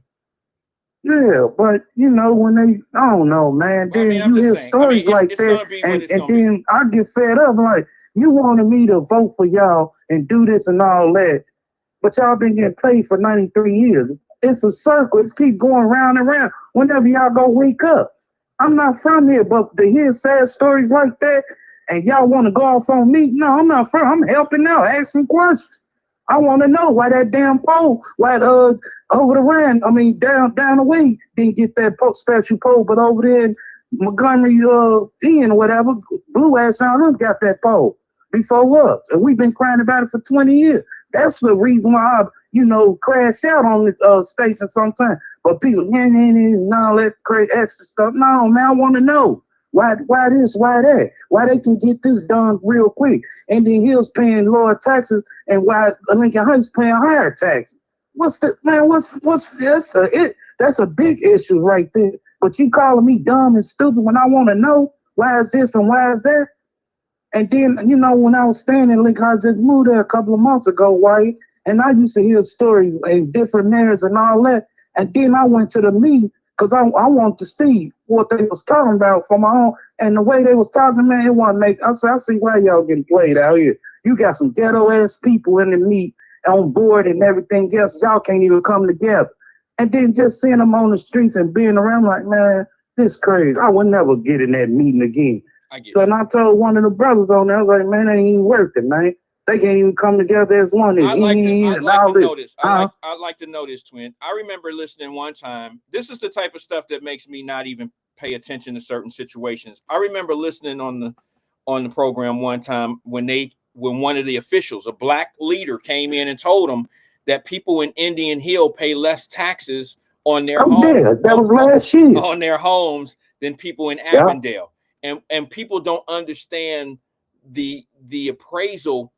They don't understand why you can't tax a $1.5 million house the same way you can a $300,000 house. It's just you can't. Right. It's a different system. It's a different situation. But when you say it like the people out in Indian Hill don't pay as much taxes as the people in Avondale, I can guarantee you, if you look at the overall, if you was to take the homes in Indian Hill, and if you took 100 homes out there and took 100 homes in Avondale, it wouldn't even be close of the money that was brought in by the county. It wouldn't even be close. The Indian Hill money would be sky high. You can't evaluate the property taxes the same way on $1 million house as you can $100,000 house. It's not, the system is not set up that way in any county across the country. It's just not set up that way. What is they consider? Claremont County out there, Indian Hill? I believe it's like Warren or Claremont County. So if I'm not mistaken, Indian Hill is Hamilton County. Is it? I believe so. I didn't know that. Okay. Why else would somebody? Why is the taxes higher in Lincoln Heights than Indian Hill? Then? Because it's a different situation. Because of GE there or something? No, it's because the new highway.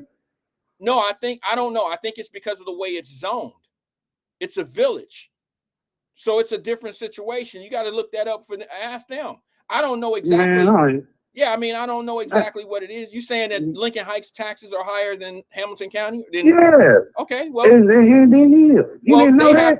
have their own council and stuff there, don't they? Aren't they a village? They have it's a village. So their administration sets their own taxes. That's what I would think. If I'm wrong, somebody correct me. But generally, villages and things of that nature have somewhat of their own type of a government, and they set their own rules of govern. You know what I'm saying? So so they can appeal as a village. They can appeal more taxes than the county can. Say it again. I said as a village. So even though they ain't Hamilton County, but as a village, as their own village of Lincoln Heights, they tax can be raised more higher than if I was staying in, say, Twin Terrace or something. I don't know. I don't know exactly what the situation is over there. I just know that there's a difference between how you're zoned and who governs you. Like, I know that Lincoln Heights is its own place. It's from my understanding, it's a village. It is. Okay, and they have their own city council, they have their own everything, right? So I don't know if Lincoln Heights is considered Hamilton County. I don't know if they zone it like that. I just It's know. Hamilton. It's Hamilton County because you got the sheriffs out there, so they took over. So it's considered Hamilton County, but you still in the village of Lincoln Heights. I understand. But like when I get my mail, it say Lincoln Heights. What it say? Arlington. So there may be some Heights or things some crazy attached. stuff. There may be some things attached to the village, that maybe Hamilton County people don't pay. Like for instance, Hamilton County people have things like the zoo levies and things like that on their taxes. They have public schools, Okay. Cincinnati public schools. Lincoln Heights may have more things attached to them because they have their other stuff. They have their own water and things of that nature. So it might be a little bit higher because they have they have different things to pay, more or less. I don't know. I have to figure it out. I have to look into it. I never really looked into that because I didn't know that, Yeah. I didn't know that they were paying higher. It's not on my radar. I didn't know that. Hey, what? The let me see this. The first draft pick for the Bengals. Was he holding out or something? Yeah, he doesn't agree. He doesn't. And once again, people talking about how cheap Mike Brown and them are as the Bengals, and they bring that into the conversation of the negotiation of the lease, which is ridiculous. This young man is holding out. There's a standard first round pick contract. This young man is holding out because he wants to change his first round guaranteed contract. He wants to change it. And what he wants to do is he wants to get some guarantees in his contract, which nobody really has that in the NFL. So I don't know why people want to blame. I don't know why people want to blame the Bengals for not wanting to do something that if they do it, then it's going to open up the door for the union to be able to make all the teams do it. You see what I'm saying? People don't. A lot of people. He want guaranteed money on his contract. On his deal. I don't know what his specifics are, but I will say this: he wants that contract to be different than what the standard contract is of a first round draft pick. There were some things that he wanted to linger over into the next contract. And it's just the Bengals are like, this is not our standard way of doing things. And what a lot of people don't understand is the Bengals can't just do what they want to do. They are a franchise. Franchises have standards and rules and protocols and things that they have to go by too. The union is involved. There's a lot of stuff involved here. It's just not the Bengals being cheap. And this is the same folks, the same people calling the Bengals cheap that just paid two brothers damn near $300 million between the two of them. That's why you can't worry about what people be talking about. Because they cool today, fucked up tomorrow, then cool back again, fucked up again. I mean, you cannot worry about what people that don't know what they talking about. You can't be worried about what they saying and what they talk about. Because most people just want to be angry, want to be mad, and they'll talk about some shit they absolutely know nothing about and come up with a conclusion just to be angry. So you think they ain't giving the white dude. They ain't giving Hendrickson that money either. He want $30 million, $30 to $35 million. That's what I was about to say. Do you think they should sign Hendrick back too? Do you think? Well, you got to look at it like this. They don't really have to do it. They can franchise him. Mm-hmm. See, a business is business. All that personal shit, and I don't even want to have a conversation with people that don't understand business because they only want to do, they do shit on like without thinking it out. They just, we need a defense. We need this, we need that. Okay, but you're not looking at the logistics of how things roll out. You can't just pay one person $35 million for a year and they ain't gonna give you nothing but that year. You want to spend money wisely. You want to win, but you got to keep in mind when you start throwing out them tall numbers like that, it affects you 3, 4, 5, 6 years from now. Because when you start setting the precedence of all I got to do is bitch and whine and pout and cry and do this and do that, the next man gonna do the same thing. Right. See what I'm saying? People don't think shit out. They just think that they know something about something, and they don't be knowing. They just don't understand how the shit flow. A lot of people are spur of the moment individuals. They don't think about tomorrow. They don't think about how it's gonna be. Like when you're in business, you forecast. When you're a business owner, you don't go day by day. You have to forecast. When you start your new year, your new quarter, your first quarter of the year, it's generally on a forecast. Most real businesses weather the storm.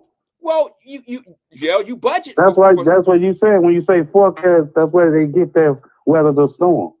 That's where they get that from. When you say forecast. No. We gotta politic this work out, man. We gotta, see what's gonna be the weather out here it's today. like, for instance, if you've been in business, if you run a business and you've been in business for 3 years, and let's say you made $100,000 your first year as a business. The next year you made 125. The year after that you made about 160. So your forecast would probably be in year 3 or year 4. Your forecast would probably be somewhere around 180, 185. You would, or even you can even forecast a 200. You see what I'm saying? People just be doing shit and saying shit and don't have a clue about how things really work. That really burns me. That burns a hole in me really seriously, because like I said earlier in the program today, people who learn from people that don't know be the easiest people to convince of nonsense. Okay, give me go ahead. I'm sorry. 2 more minutes. Like you said yesterday or Monday, they not talking about it. Why? Who? It's some the local leaders or whatever. About what? See, when we was crying out for 400 years and stuff, didn't nobody come to our rescue and everything. But it take a white lady right now from my husband's said status. 400 years for some shit that's just happening over the Rhine. Twin, you the best, bro. You the biggest. I know I'm the best. I know it because I want to know. I want to know, man. Why take a white lady to come do?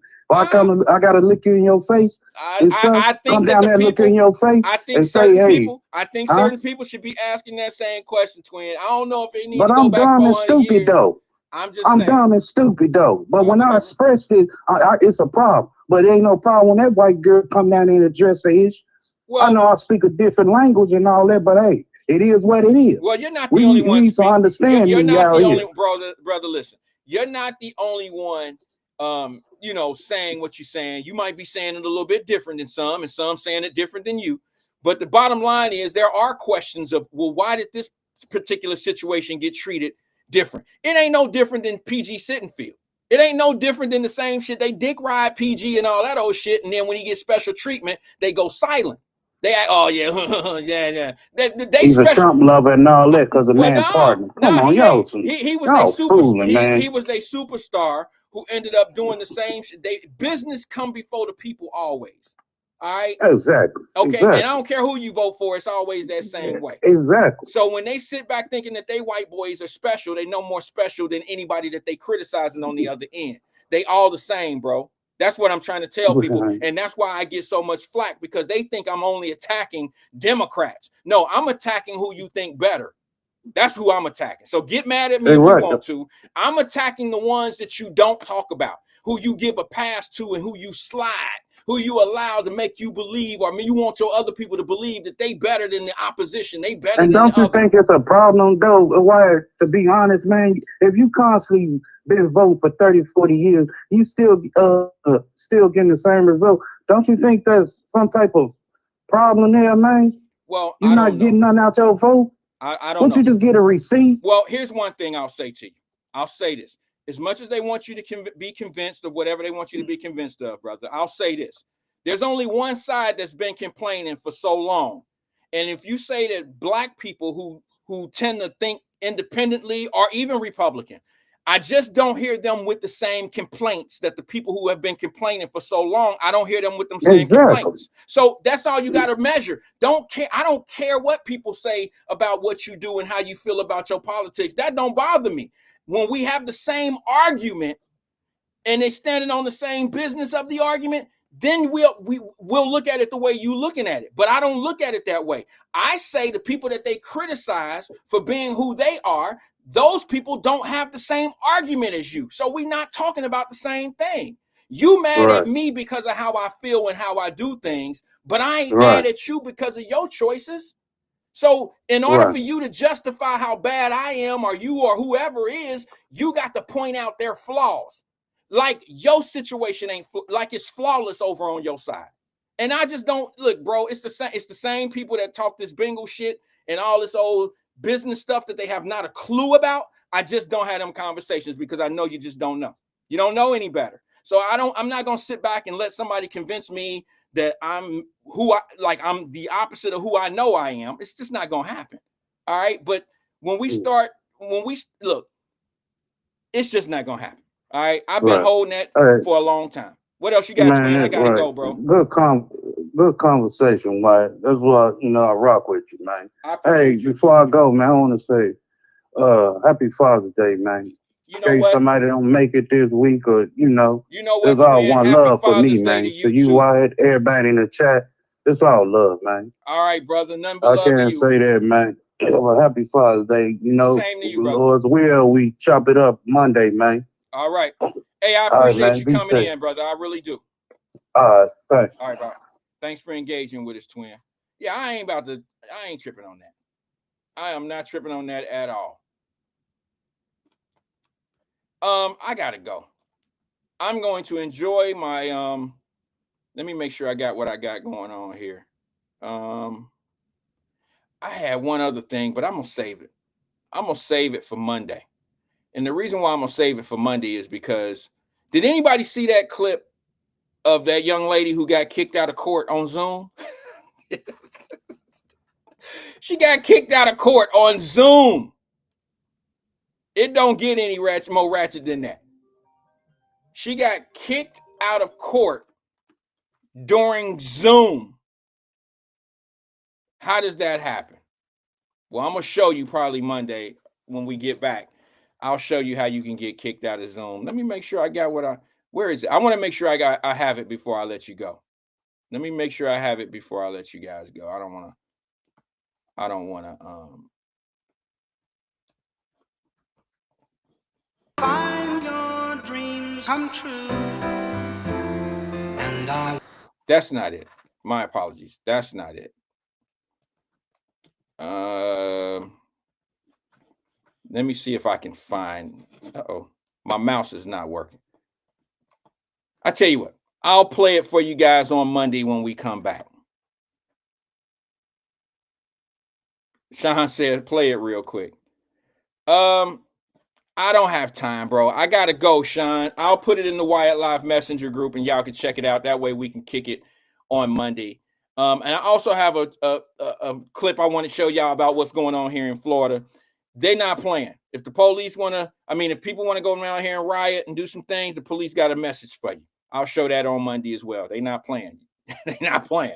Peace and love to everybody, man. I'll see you guys on Monday, man. I gotta go, bro. I'm supposed to be out of here. I got a call I gotta take at 3:30. Peace and love to everybody. Love you, family. See you guys on Monday right here at 1 o'clock. Holla at you. find your dreams come true. And I wonder if you know what it means, what it means. And I wonder if you know what it means, what it means. And I wonder if you know what it means to find your dreams. And I wonder. I've been waiting on this my whole life. And I wonder. These dreams be waking me up at night. And I wonder. You say I think I'm never wrong. And I wonder. You know what? Maybe you're right. And I wonder if you know what it means, what it means. And I wonder if you know what it means to find your dreams. And I wonder. You say he get on your fucking nerves. And I wonder. You hope that he get what he deserves. Word. And I wonder. Do you even remember what the issue is? You just try to find where the tissue is. You can still be who you wish you is. It ain't happened yet, and that's what intuition is. When you hop back in the car, drive back to the crib, run back to their arms. The smoke screens, the chokes and the screams. You ever wonder what it all really mean? I wonder if you know what it means. What it means. And I wonder if you know what it means to find your dreams. And I wonder. And I'm back on my grind. A psychic read my lifeline, told me in my lifetime my name will help light up the Chicago skyline. And that's why I'm 7 o'clock, that's prime time. Heaven to watch God calling from the hotlines. Why he keep giving me hotlines? I'm a star, how could I not shine? How many ladies in the house? How many ladies in the house without a spouse? Something in your blouse got me feeling so aroused. What you about? On that independent shit. Traded all for a husband and some kids. You ever wonder what it all really mean? You wonder if you ever find your dreams.